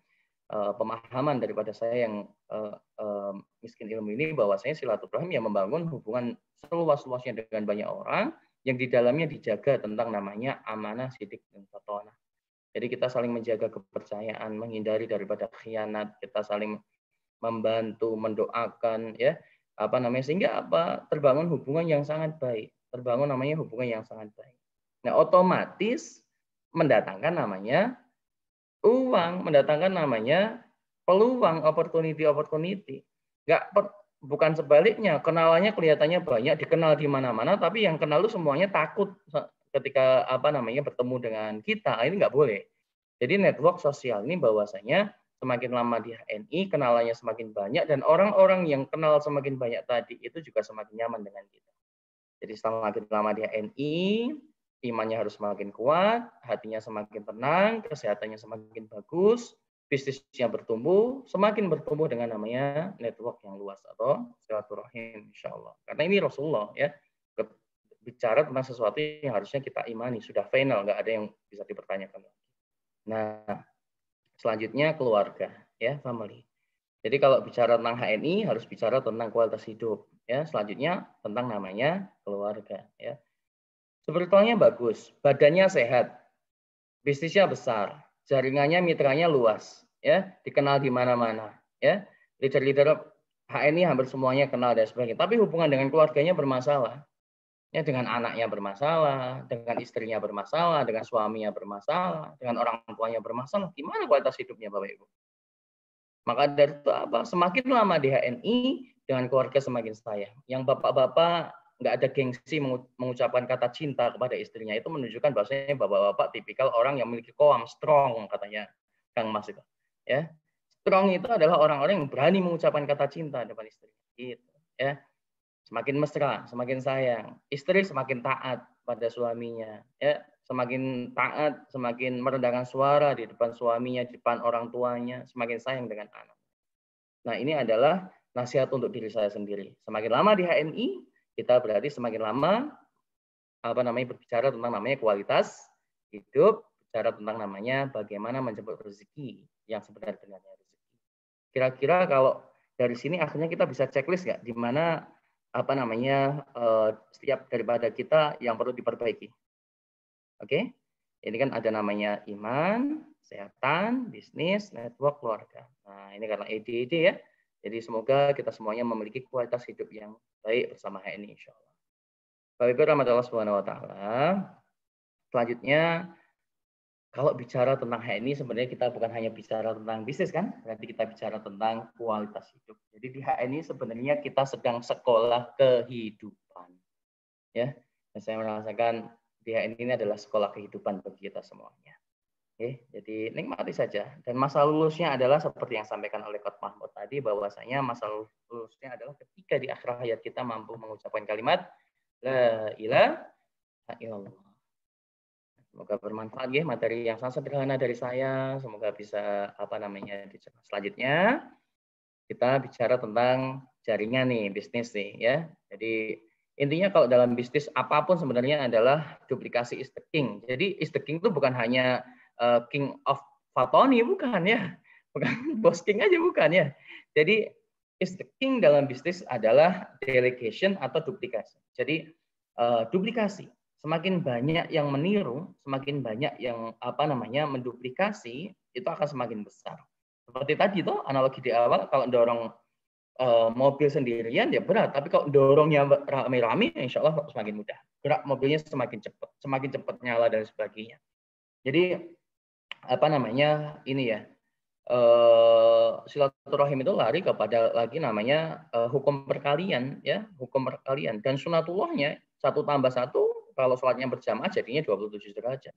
Tidak logis dari akal kita 1 tambah 1 harusnya ya 2. Tapi ketika bicara tentang keimanan ya bicara tentang namanya keyakinan yang harus diyakini dan final. Berarti apa? Semakin banyak yang menduplikasi otomatis hukum perkaliannya semakin banyak. Nah, dan kita di sini Bapak Ibu sekalian, karena kita adalah mentor ya, kita memahami bahwasanya apa? Hukum getok tular ya. Getok tular. Seperti tadi sebelumnya, kalau kita bangun network, mau silaturahmi yang baik, semuanya saling percaya dengan kita, insya Allah apa yang kita sampaikan mereka dengan ikhlas, tanpa paksaan, dengan rela, dengan sendirinya, mau menyampaikan apa yang kita sampaikan kepada mereka, kepada orang lain. Dan itu pasti terjadi ya. Makanya itu juga masuk pada bagian duplikasi, tapi belum tentu tersistem. Makanya harus duplikasi itu tersistem ya. Tadi sudah diulas tentang masalah mindset oleh Coach Mahmud. Kita bicara sedikit tentang teknis. Jadi kalau hukum getok tular itu ada yang tersistem, ada yang belum tersistem. Nah, di sini kita mulai tersistem dengan cara apa ya? Pastikan Bapak Ibu sekalian punya jaringan yang memang tertata dengan baik. Makanya diajarkan membangun 10 jalur ya. 10 jalur ini apa? Berusaha untuk mencari ya. Bukan mencetak, mencari ya. Kita kalau bisa mencetak ya dari kemarin kita bisa mencetak orang-orang seperti kita toh kan gitu. Mencari sampai waktunya nanti akan Allah pertemukan ya orang-orang yang berkualitas seperti Bapak Ibu sekalian. Bapak Ibu ini orang-orang yang berharga, orang-orang yang berkualitas, bernilai ya. Terus saja mencari apa itu? Ya mencari orang-orang yang siap untuk diajak getok tular secara tersistem ya, duplikasi secara tersistem. Nah, selanjutnya bahwasanya apa? Berikan contoh ya. Berikan contoh, bukan sekedar teori. Ini penting sekali. Karena Bapak Ibu sekalian mentor ya. Kita ini kan mentor ya. Mentor itu tugasnya bukan hanya seperti bukan hanya seperti ngisi materi ke muridnya, bukan ya. Mentor itu tugas mentor itu yang pertama mengedukasi kan, ajari teori yang pertama ya. Mengedukasi itu tugas mentor. Yang kedua memotivasi agar mitra kita itu hack motivasi and hack kompetensi. Jadi mengedukasi dan memotivasi. Setelah itu apa? Mendampingi, kasih contoh, bukan sekedar teori ya. Bagaimana kasih contoh gimana cara gesit ya, bagaimana cara follow up, bagaimana mengisi ketika jumlah peserta lebih dari 1, berarti presentasi entah itu home sharing, entah numpang acara kita kasih contoh ya, bagaimana cara contoh menjelaskan produk, kasih contoh. Kita ini mentor ya, bukan sekedar ngasih teori saja, ngasih kuliah, bukan. Jadi mentor itu tugasnya mengedukasi, memotivasi, mendampingi. Kalau sudah mendampingi apa? Memandirikan. Mandirikan ya, mandirikan. Jangan sampai kita pengen berharap mitra-mitra kita itu bisa mengendarai mobil, ya kita ajari nyetir, kita dampingi nyetir, ya. Tapi kemana-mana akhirnya sama kita perginya, ya nyetir kita. Akhirnya apa? Sampai kapanpun ilmunya tidak akan bisa digunakan. Maka dari itu apa? Pastikan mengedukasi, memotivasi, mendampingi, lalu memandirikan. Setelah mandirikan apa? Terakhir adalah mengevaluasi. Nah, tugas mentor itu adalah mengedukasi, memotivasi, mendampingi, kasih contoh bukan sekedar teori agar bisa menduplikasi, ya. Terus apa tadi? Memandirikan lalu mengevaluasi. Itu tugas mentor hanya itu, ya. Jadi Bapak Ibu sekalian, kita harus siap, ya. Kita harus siap bahwasanya panjenengan semuanya adalah mentor, kita semuanya adalah mentor, dan ini nasihat buat saya diri saya sendiri juga, bahwasanya tugas seorang mentor itu. Karena di dunia ini kan ada 4 orang yang menjadi inspirator, selalu menginspirasi. Yang pertama adalah guru. Guru ketika dia mampu mengambil hati seorang murid ketika sekolah dan mengatakan pada muridnya, "Nak, adik, Mas, Mbak, belajar yang rajin. Suatu saat agar kamu kelak akan jadi orang besar." Akhirnya murid itu termotivasi, terinspirasi dari kalimat gurunya. Akhirnya apa? Berjuang, ya, sampai ternyata jadi orang besar. Tapi gurunya pertanyaannya, ikut jadi orang besar atau tidak? Tidak. Itu guru. Yang kedua itu adalah motivator. Motivator itu dia bisa memotivasi banyak orang dengan kalimat-kalimatnya, tapi belum tentu dia bisa memotivasi dirinya sendiri. Makanya seperti Dale Carnegie itu matinya adalah komplikasi dan kelebihan dosis obat, ya. Jadi karena sakit limfoma yang tidak kunjung sembuh, akhirnya dia mengonsumsi obat dengan jumlah yang terlalu banyak. Dalam arti kata lain sebenarnya dia bunuh diri, ya. Padahal siapa yang nggak kenal Dale Carnegie, top motivator dunia, tapi matinya ternyata apa? Overdosis obat-obatan. Ya, karena apa? Dia bisa motivasi orang, tapi tidak bisa motivasi dirinya sendiri. Dan di sekitar kita kan banyak sekarang, ya, motivator, pandai ini dan sebagainya, ternyata tidak bisa motivasi dirinya sendiri. Maka dari itu orang yang kedua tadi adalah motivator, orang-orang yang menginspirasi di dunia. Yang ketiga itu adalah coach, ya. Jadi sebenarnya kita ini bukan coach, ya, bukan hanya coach, ya, bukan coach Hotahe mungkin, ya. Jadi coach itu orang yang memang proven, terbukti, ya, mampu ahli membidangi sesuatu dan dia siap untuk mengajarkan ilmu itu. Dan rata-rata memang coach itu kalau di luar rata-rata ya otomatis pelatihan dan ini dan sebagainya otomatis juga ini, ya, butuh bayaran. Ya, sedangkan mentor seperti Kang Purwo, seperti Bos King dan sebagainya kan nggak pernah Bapak Ibu mitra-mitranya panjenengan beliau semua tadi panjenengan dimintain uang kan nggak pernah. Yang ada beliau-beliau semuanya biasanya neraktir kan gitu, ya, hanya balik. Jadi ada 4 orang di dunia ini yang menjadi inspirator. Yang pertama adalah guru, yang kedua adalah motivator, yang ketiga adalah coach, yang keempat adalah mentor. Mentor ini adalah orang yang siap menjadi guru ketika mitranya tidak tahu, siap menjadi motivator ketika mitra-mitranya kehilangan jalan untuk semangat, memberikan motivasi, siap untuk menjadi coach, ya, mendampingi, memberikan contoh bukan sekedar teori, ya. Dan dia terbukti bahwasanya dia juga melakukan itu, ya. Dia melakukan itu karena kalau sudah bicara tentang namanya duplikasi, bicara tentang kebiasaan, habit, ya, habit. Sekarang pertanyaannya kebiasaan dan habit apa yang kita contohkan kepada mitra kita, gitu loh. Jangan sampai salah kebiasaan nih, ya. Habit kita kan gesit toh, silaturahim kan, membangun network kan untuk bisnis kan. Ini bicara udah pada bisnis, ya kan, membangun habit kebiasaan gesit, silaturahim yang sebenar-benarnya silaturahim. Jangan sampai ternyata kita mewariskan, menduplikasikan kebiasaan-kebiasaan buruk kan nggak boleh, ya kan, menunda akhirnya otomatis mitra-mitranya ikut menunda. Kan, ya, seperti tadi mengeluh dan sebagainya, alasan kan kita hanya suka menyalahkan, ya, mudah putus asa dan sebagainya, itu adalah kebiasaan-kebiasaan juga. Tapi kalau ini yang diduplikasi, pertanyaannya bisnis akan grow, akan bertumbuh atau akan runtuh itu? Pasti akan runtuh, ya. Jadi pastikan jangan salah menduplikasikan kebiasaan karena duplikasi is the king. Ya, duplikasi adalah raja, makanya duplikasikan sesuatu yang baik, ya. Gesit, PCA dan sebagainya itu. Bapak Ibu rahmatullah subhanahu wa taala, kita bicara tentang kebiasaan. Jadi pastikan jangan duplikasikan kebiasaan yang buruk, ya. Dan saya yakin panjenengan semuanya adalah orang yang jauh lebih baik daripada saya. Okay? Jadi kebiasaan-kebiasaan yang buruk dan sebagainya itu harus dihilangkan. Seperti tadi yang disampaikan oleh Mahmud tadi ya. Jadi Kang Mahmud tadi bahwasanya beliau menyampaikan bahwasanya bagaimana kebiasaan kita, mentalitas kita bagaimana. Jangan sampai kita mentalitasnya ya mengeluh, mudah menyerah, ya sering menyalahkan, meremehkan, tidak tahu terima kasih, ya.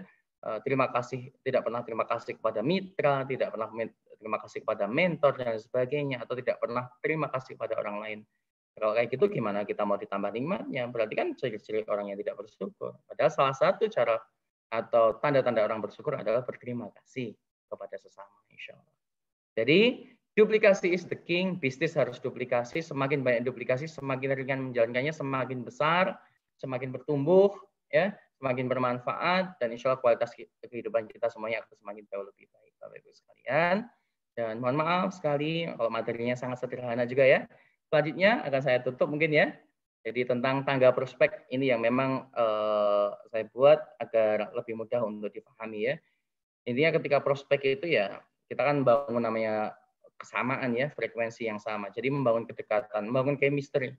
Bangun dulu chemistry, nggak perlu gegabah. Kecuali sebelumnya memang sudah dekat, kita bisa melakukan langsung hard prospecting, langsung naik ke tangga yang kedua, langsung mengenalkan produk atau bisnis kita. Kalau belum, pastikan atau sudah kenal tapi jarang ketemu, ya jangan langsung nawarin ini kan seperti sales kan gitu kan ya. Pastikan kita membranding diri kita saat kita mulai membangun kedekatan. Membranding diri kita dengan cara apa ya? Pasti semakin branding dengan HNI kan kita ya, bajunya HNI, ada logo stiker HNI dan sebagainya. Coba perhatikan, saya yakin leader-leader besar kita hari ini dulunya juga membranding dirinya dengan HNI.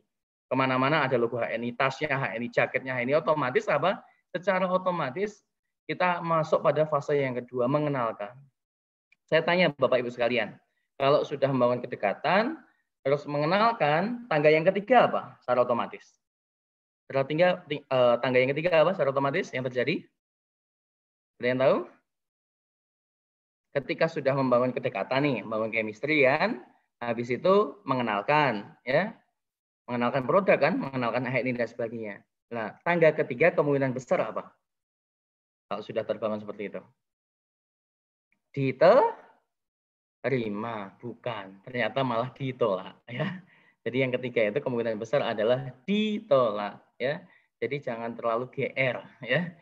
Karena apa? Hukum perbandingan sunatullah, the law of probability and the law of Pareto, pokoknya bahasa Jawa kuno, ya, itu bahwasanya hukum perbandingan dan hukum rata-rata dalam mengenalkan sesuatu pasti akan lebih banyak orang yang menolak daripada menerima.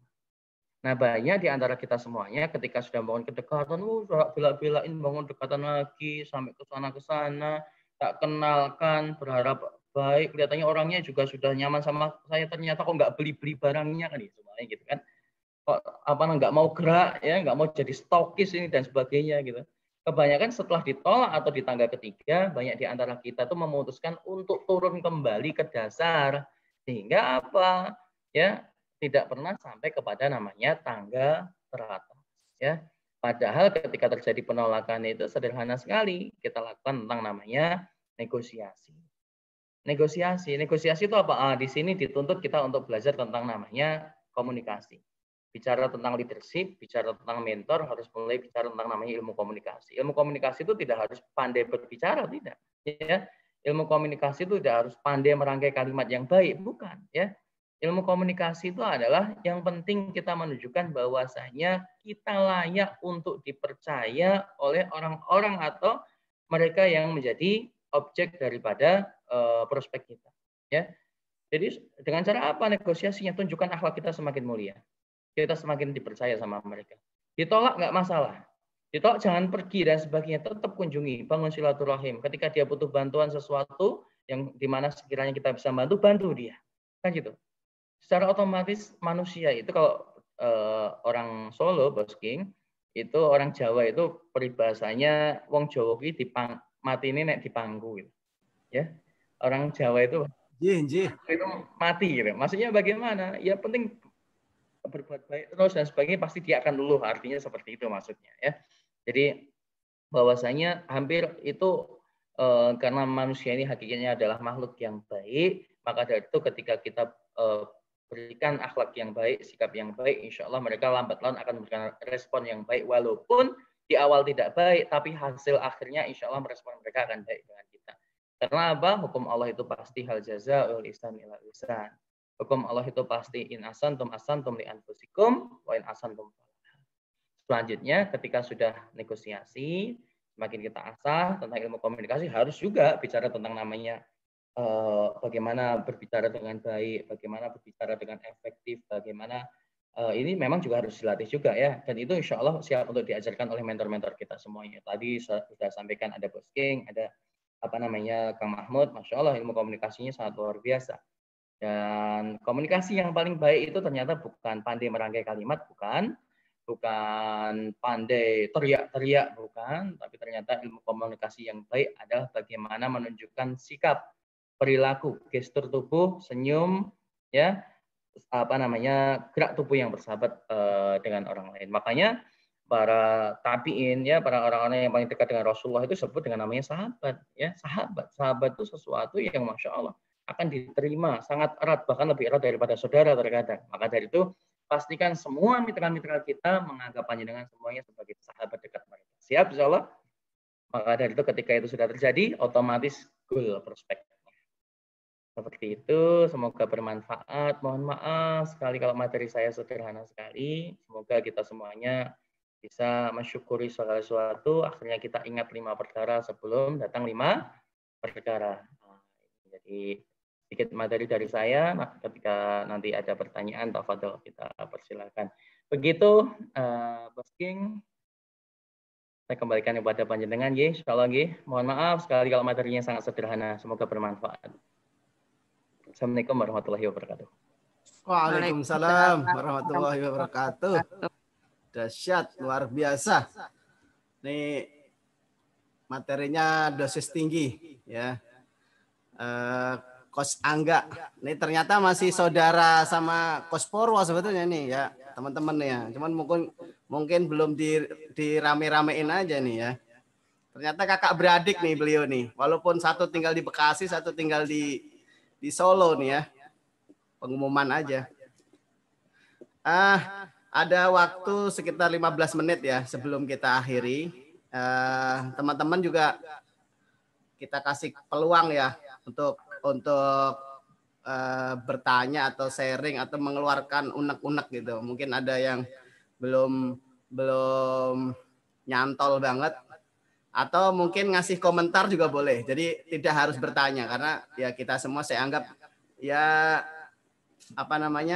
sudah mahir semua lah ya. Dan di sini juga saya lihat ada guru saya, mentor saya nih Coach Pajarso ya.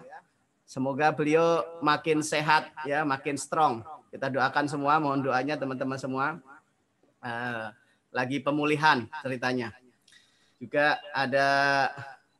Ya langsung aja lah, silahkan angkat tangan atau mungkin langsung di unmute ya, ditujukan ke siapa, ke Kos Porwo atau ke Kos Angga gitu ya. Monggo, ada? Atau sudah paham semua nih, udah buru-buru pengen langsung praktek aja. Mana nih suaranya nih?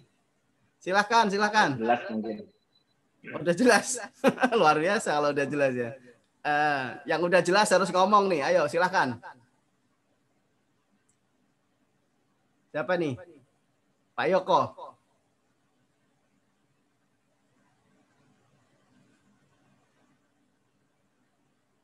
Pada diem nih. Apa gimana nih?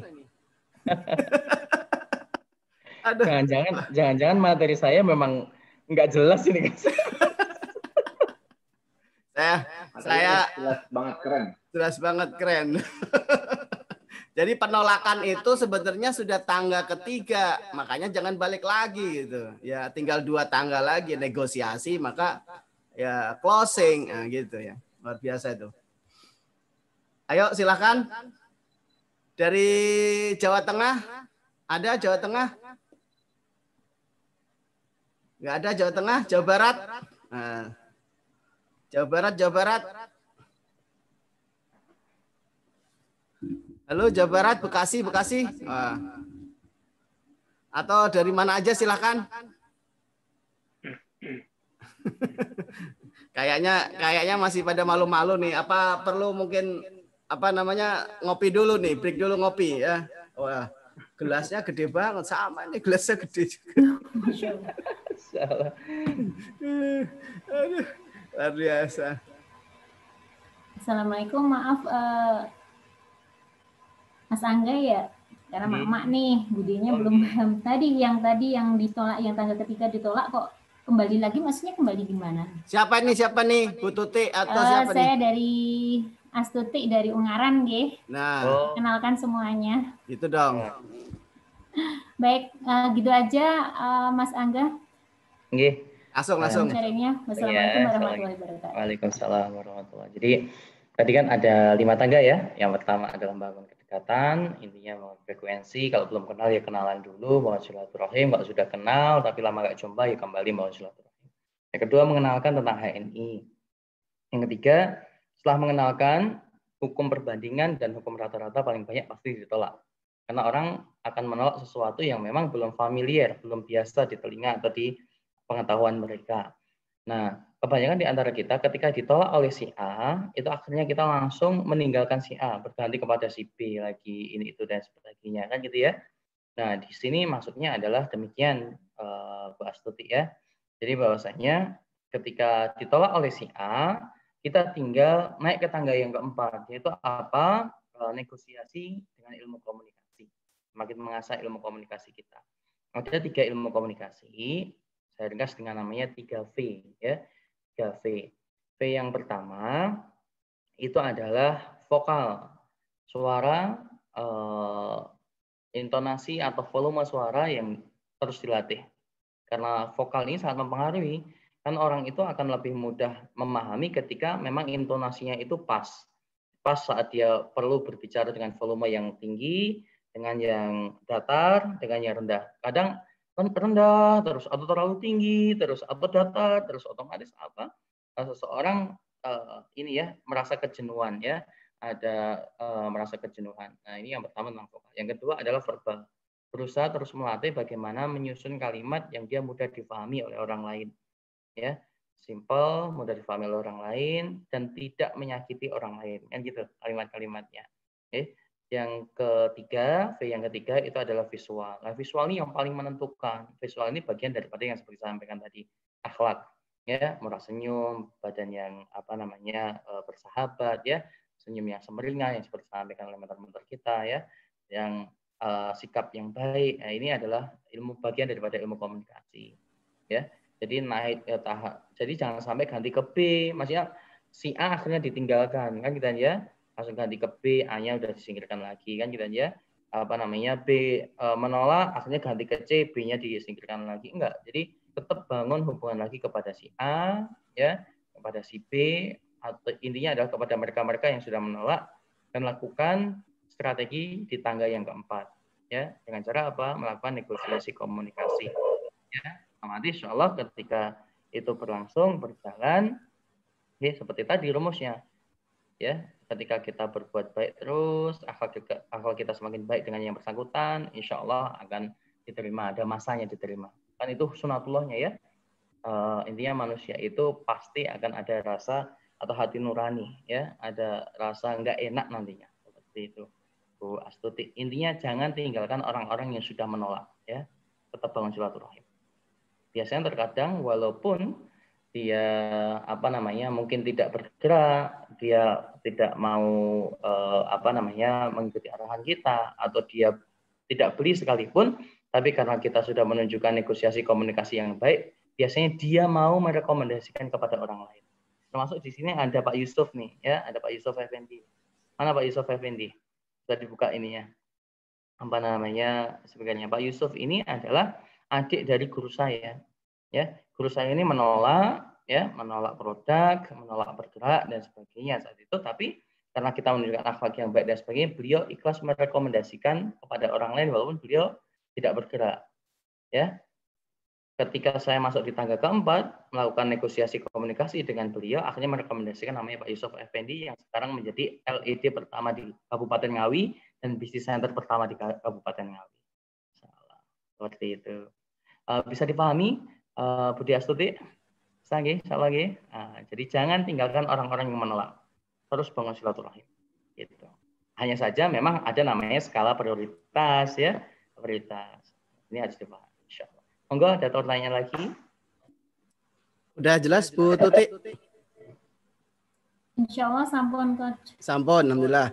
Dari Jawa Tengah diwakili dari Ungaran ya, Semarang. Ini dari Jawa Barat ada satu nih Coach ya. Nih Bu Lailatul Maghfirah bertanya ya, big why antum apa ya? Jangan big lah, strong why gitu ya, strong why. Kalau big tuh kayaknya ya strong why gitu. Yang bikin terus istiqomah di HNI. Jadi dua pertanyaan ini mungkin mewakili peserta pada malam hari ini ya. Silakan Coach Angga, monggo. Alasan yang membuat kuat ya untuk istiqomah di HNI itu sebenarnya berubah-ubah ya, berubah-ubah sebenarnya. Ini ya. Oh, boleh Lailatul ya. Kerawang ya, lagi apa namanya? Berubah-ubah. Kalau di awal dulu HNI ya karena alasan paling kuatnya ya karena pengen ini ya adanya HNI saat itu ya yang memungkinkan untuk jalankan adanya HNI ya karena memang nggak punya apa-apa untuk memulai modal saat itu untuk nggak punya modal apa-apa untuk memulai bisnis kan kita ya saat mengawali HNI karena sudah habis semuanya sebelumnya. Jadi alasan dulu ya bahwasanya ini bisa untuk apa namanya pemasukan lah ya pastinya di awal dulu seperti itu. Yang kedua bahwasanya ternyata ada harapan yang lebih besar, ada hope ya, ada harapan yang lebih besar yaitu apa? Ternyata ini banyak orang-orang yang sudah membuktikan berhasil di sini nih. Dulu contohnya ada Jinas ya, kalau di tempat kita 2015 tuh bonusnya Jinas tuh masih kecil ya, masih 17 juta, 16 juta gitu ya. Jadi apa namanya? Tahun segitu bagi kita itu gede ya, itu besar. Nah, saya mikir bahwasanya apa?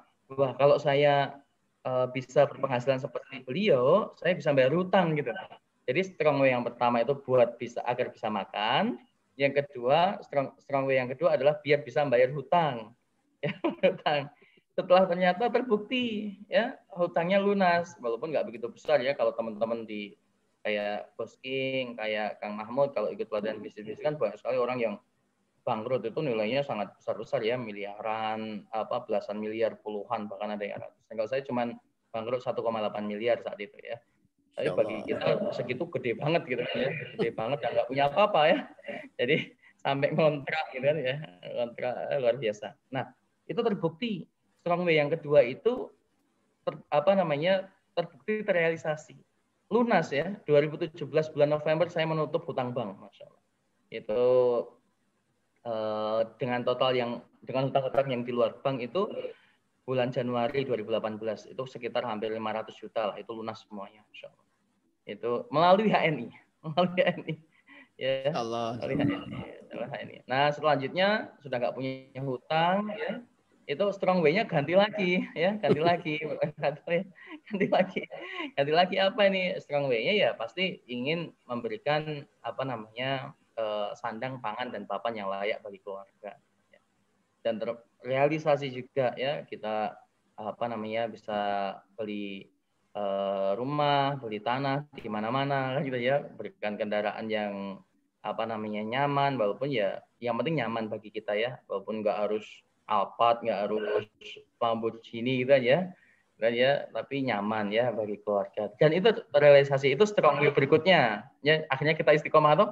Nah, ternyata akhirnya hajat keluarga terpenuhi, strong way-nya tambah berganti lagi. Semakin lama di HNI diajarkan oleh mentor-mentor kita bagaimana seperti yang disampaikan oleh Kang Mahmud, giving. Kita ya dari situ ternyata sekarang kita mengelola pondok yang dimana dana terbesar ya dari kita. Pondok ini isinya adalah anak-anak du'afa, yatim dan sebagainya. Dan kita baru saja pembebasan 4.000 meter, alhamdulillah. Dan itu juga paling besar dana daripada HNI. Ini sudah bicara tentang namanya pengen melakukan jual beli dengan Allah Subhanahu wa taala. Akhirnya apa? Jadi tambah istiqomah.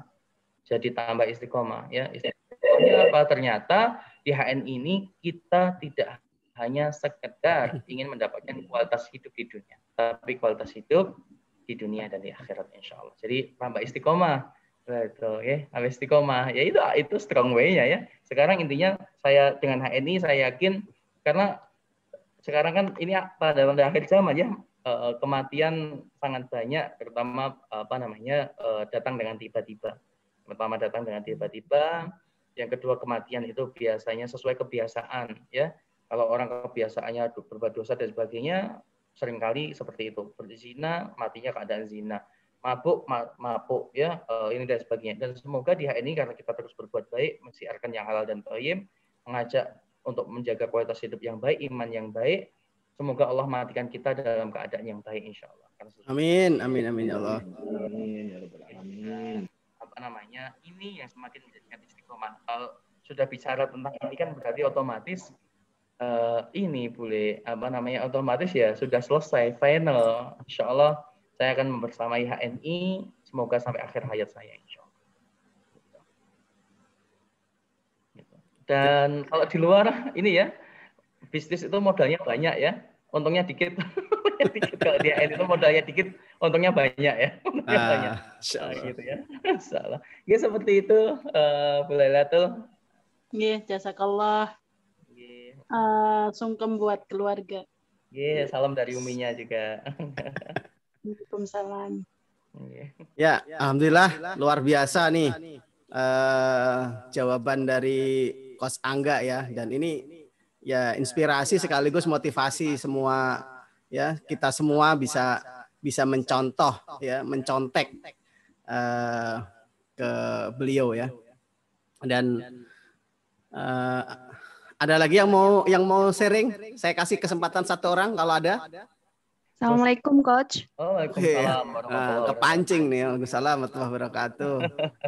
Ya terakhir nih ya, terakhir ya Ibu ya. Habis Ibu udah nggak ada lagi, nggak boleh karena Papua udah jam 24 tadi udah live ya beliau ya. Itu silakan. Terima kasih atas waktunya. Saya Lail dari Depok. Izin bertanya Coach Angga. Monggo silakan Bu. Langsung ke Mas Angga. Coach mau minta pendapat menurut Coach apa di zaman sekarang kan banyak banget sistem penjualan yang menggunakan multi level marketing ya. Hampir di segala sisi, di segala segi produk, baik itu yang bersifat kebutuhan dasar ataupun yang bersifat komersial gitu ya. Nah, pertanyaan saya gini Coach, seringkali ketika kita prospecting itu kadang kita membidik seorang yang memang ternyata seorang yang sudah besar di sudah menjadi seorang leader atau orang besar di MLM tetangga. Nah, sebaliknya ternyata saya juga misalkan kita juga dibidik oleh beliau gitu kan. Nah, ada toleransi ketika kita pekewoh akhirnya membeli gitu ya. Nah, ternyata sisi saat kita membeli itu dia meminta testimoni gitu. Nah, testimoni kita ternyata di capture. Nah, capture itulah yang membranding bahwa lah ini juga pakai gitu. Nah, kalau menurut Coach itu kita mesti gimana menanggapinya? Kadang kita juga kan manusiawi saat kita memprospek beliau juga kita berharap beliau akan terbuka dan bergabung menjadi tim kita gitu. Nah, kalau menurut Coach gimana? Terima kasih. Assalamualaikum warahmatullahi wabarakatuh. Waalaikumsalam warahmatullahi wabarakatuh. Jadi sebenarnya gini. Ya, sebenarnya bahwasanya sudah saya buka ya. Sebenarnya sudah ya. Jadi sebenarnya seperti ini. Ada namanya etika dalam berbisnis. Kalau tadi kok yang disampaikan adalah leader bisnis jaringan ya, kita bicaranya jaringan murni ya. Berarti murni jual beli, murni building aset, barang jual beli itu adalah tolak ukur keuntungan bukan daripada rekrutmen dan sebagainya. Saya yakin leader-leader di sana yang disebut dengan kalau memang benar-benar sudah leader ya, top itu tidak akan melakukan prospecting dengan leader-leader bisnis jaringan lain.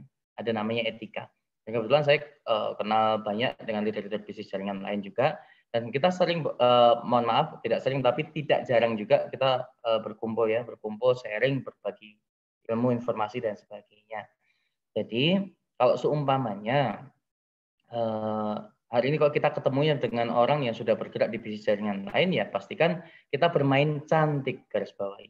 Bermain cantik ya, bermain cantik itu bagaimana ya? Sampai kan kalau sampai dia menawarkan produk dan sebagainya, kalau kita ada di HNI ya nggak usah beli toh. Bukan berkewo, sampaikan bahwasanya oh kebetulan di warung saya sendiri ada stok produk yang sama kan gitu ya. Di rumah saya ada stok dengan manfaat yang sama. Ya, saya doakan biar panjenengan nanti segera dapat pelanggan yang lain kan gitu. Kebetulan saya juga punya kan gitu. Dan kita nggak perlu menawarkan dan sebagainya karena dia sedang bergerak di situ ya, dan bergerak di situ. Jadi tidak perlu melakukan testimoni ini itu dan sebagainya. Tapi kalau semua mereka sudah beli produknya dan kita merasakan manfaatnya, ya sampaikan saja secara offline ya, saran saya seperti itu. Jadi kalau sekarang sebenarnya ini ya, kalau mau masuk ke namanya bisnis jaringan itu kan sebenarnya bisnis jaringan ada macamnya, ada beberapa macam ya, macamnya banyak ya. Yang pertama adalah biner, ya piramid atau trinner dan sebagainya. Yang kedua adalah MGM, member get member, ya. Yang ketiga adalah money game, permainan uang. Yang dimana di model 3 kayak gini rata-rata orientasinya adalah prospecting karena dapat untungnya juga daripada prospek ya. Kalau kita kan enggak ya. Maka dari itu slow saja. Kalau toh itu bisa panjenengan prospek, Mbak Leli prospek yang bersangkutan, belum tentu juga yang bersangkutan akan pakai produk kita, akan jalankan bisnisnya juga kan dengan istiqomah. Jadi slow saja, dan kita ini sedang bergerak pada namanya blue ocean market atau opportunity Mbak Leli. Jadi peluangnya sangat besar di lautan yang sangat luas ini. Peluangnya masih banyak dan banyak orang-orang yang belum tahu, belum kenal produk kita. Jadi fokusnya prospek ya sama orang-orang yang ini ya, yang dimana mereka memang belum menjalankan bisnis jaringan lain. Dan nggak perlu juga kita menjelek-jelekan perusahaan lain, membandingkan dan sebagainya. Nggak perlu. Tolak dengan cara yang baik, ya, dengan cara yang soft, ya, dan terus tunjukkan akhlak yang baik. Semoga dengan itu ternyata malah Allah buka atau Allah gerakan hatinya untuk tiba-tiba mendaftarkan, menyerahkan KTP-nya kepada Mbak Leli. Dan itu terbukti. Di sini ada Ustadz Fatakun, salah satu leader jualan toples botol wilayah Sragen, mana? Ini bukan karena saya pintar, bukan Mbak Leli, bukan saya prospek, bukan, karena kita terus menunjukkan bahwasanya oh ini loh, kalau di HN ini sikapnya, akhlaknya, orang-orangnya baik. Alhamdulillah beliau Allah gerakan hatinya dan menjadi salah satu top leader kita dari Sragen. Hadir juga kelihatannya Ustadz Fatakun. Ini anak-anaknya hafid ya, para hafid semua nih. Hadir Mas Angga. Oh, Masya Allah, Ustaz. Ini jadi banyak ya Mbak Leli ya. Jadi terus tunjukkan akhlak yang mulia, sikap yang baik, tidak perlu menjelekkan perusahaan lain, tidak harus juga beli barangnya mereka. Kalau toh sudah beli dan merasakan manfaatnya, ya testimoni secara offline, jangan diketik ya. Nanti bisa di ini ya, apalagi sekarang ini kalau namanya fitnah ya, sesuatu bisa dibolak-balik dan sebagainya. Terus berlaku berbuat jujur, bersikap yang baik, dan keep cool and calm Mbak Leli. Semakin elegan, semakin bagus, semakin berkualitas ini, orang semakin penasaran, dan semoga Allah gerakan untuk menyerahkan KTP-nya kepada sendiri insyaallah. Seperti itu saja. Simple ya, simple saja. Syukron. Nggih, apanya ya? Luar biasa. Baik, seperti yang sudah saya sampaikan, itu pertanyaan terakhir di bincang malam pada malam hari ini. Bos King, saya boleh tanya dulu ini. Ini kelihatannya lagi di Hong Kong atau di mana nih? Kok masih siang ya itu? Siang. Mata. Masya Allah. Mas Angga luar biasa. Bos Purwo. Ya. Ditutup, saya minta closing statement dari Mas Angga dan Coach Purwo ya. Ya, 1 menit lah ya sebelum saya tutup. Silakan Coach Purwo dulu. Baik. alhamdulillah sudah clear, insya Allah luar biasa, forum yang aktif, dan terima kasih kepada fasilitator Bos Kings, Big Father. Terima kasih juga kepada Coach Angga, materinya dahsyat ya, betul-betul memberikan pencerahan. Terima kasih kepada seluruh leader ED yang hadir. Semoga tahun ini menjadi tahun lompatan prestasi yang terlimpah kebaikan keberkahan, dan kita insya Allah juga belajar untuk mencontoh apa yang beliau praktekkan nih, Coach Angga praktekkan bersama timnya. Dan semoga harapan besarnya adalah materi-materi yang tadi tersaji bisa menjadi salah satu wasilah kebaikan untuk terus bertumbuh, untuk terus sama-sama berbenah, dan tentunya semua adalah nasihat bagi diri kami pribadi sebagai penyampai materi, dan mohon didoakan bisa istiqomah tentunya, bukan yang menyampaikan materi itu lebih hebat ya, atau sudah benar gitu ya, belum, insya Allah. Ini orang-orang yang belum benar, tetapi berharap Allah perbaiki kehidupan kita semua menjadi masuk ke dalam kategori golongan orang-orang yang benar, orang-orang yang dibenarkan, dan orang-orang yang membenarkan ajaran Allah dan Rasul-Nya. Terima kasih, semoga berkah untuk kita semua. Assalamualaikum warahmatullahi wabarakatuh. Waalaikumsalam warahmatullahi wabarakatuh. Assalamualaikum warahmatullahi wabarakatuh. Selanjutnya closing statement dari Coach Angga. Monggo. Oke. Alhamdulillah, jadi jazakallahu khairan, saya sangat bahagia bisa kumpul dengan orang-orang soleh. Semoga suatu saat bisa berjumpa dengan offline, dan saya ingin juga belajar dengan Bapak Ibu sekalian. Dan di HNI, seputih-putih HNI, sebaik-baik HNI, seputih-putih baju kita ini tidak menutup kemungkinan akan terciprat noda, ya, ada noda yang kotor. Kalau kita sebagai pemilik baju, apabila nanti ada sesuatu yang tidak baik di HNI, entah dilakukan oleh saudara-saudara kita, pastikan bahwasanya karena kita pemilik baju, tugas kita adalah membersihkan noda, bukan tambah mengotori bajunya, atau bahkan melakukan hal yang tidak baik, membakar bajunya atau membuang bajunya. Jadi tidak menutup kemungkinan karena kita manusia, kullu bani adam khata', anak cucu Adam dapat berbuat salah. Maka dari itu yang terpenting berikan contoh yang baik ya. Ini semoga ini menjadi nasihat untuk diri saya sendiri juga. Bahwasanya apa? Mencari harta dengan cara haram ya, itu sejatinya tidak akan pernah menambah jatah rezeki kita. Begitu juga mencari harta dengan cara yang halal sejatinya tidak akan pernah mengurangi jatah rezeki kita. Tapi pilihlah yang halal karena itu yang menenangkan dan menenteramkan hati kita. Insya Allah. Semoga bermanfaat buat kita semuanya. Tetap jalankan kode etik. Di atas kode etik ada namanya etika yang harus dijunjung lebih tinggi. Semoga bermanfaat dan kita sedang bermuamalah dengan Allah. Semoga kita diteguhkan di HNI, kita semuanya sukses, dan semoga Allah kumpulkan kita semuanya bukan hanya di dunia dengan kesuksesan, tapi kesuksesan pula di akhirat. Insya Allah. Assalamualaikum warahmatullahi wabarakatuh. Waalaikumsalam warahmatullahi wabarakatuh. Luar biasa. Dan sudah sampai pada sesi terakhir ya. Kita sama-sama kita baca istighfar, astagfirullahaladzim, astagfirullahaladzim, astagfirullahaladzim. Baca hamdalah, alhamdulillahirabbil alamin. Kita baca doa kafaratul majlis, subhanakallahumma wa bihamdika, asyhadu alla ilaha illa anta, astaghfiruka wa atubu ilaik.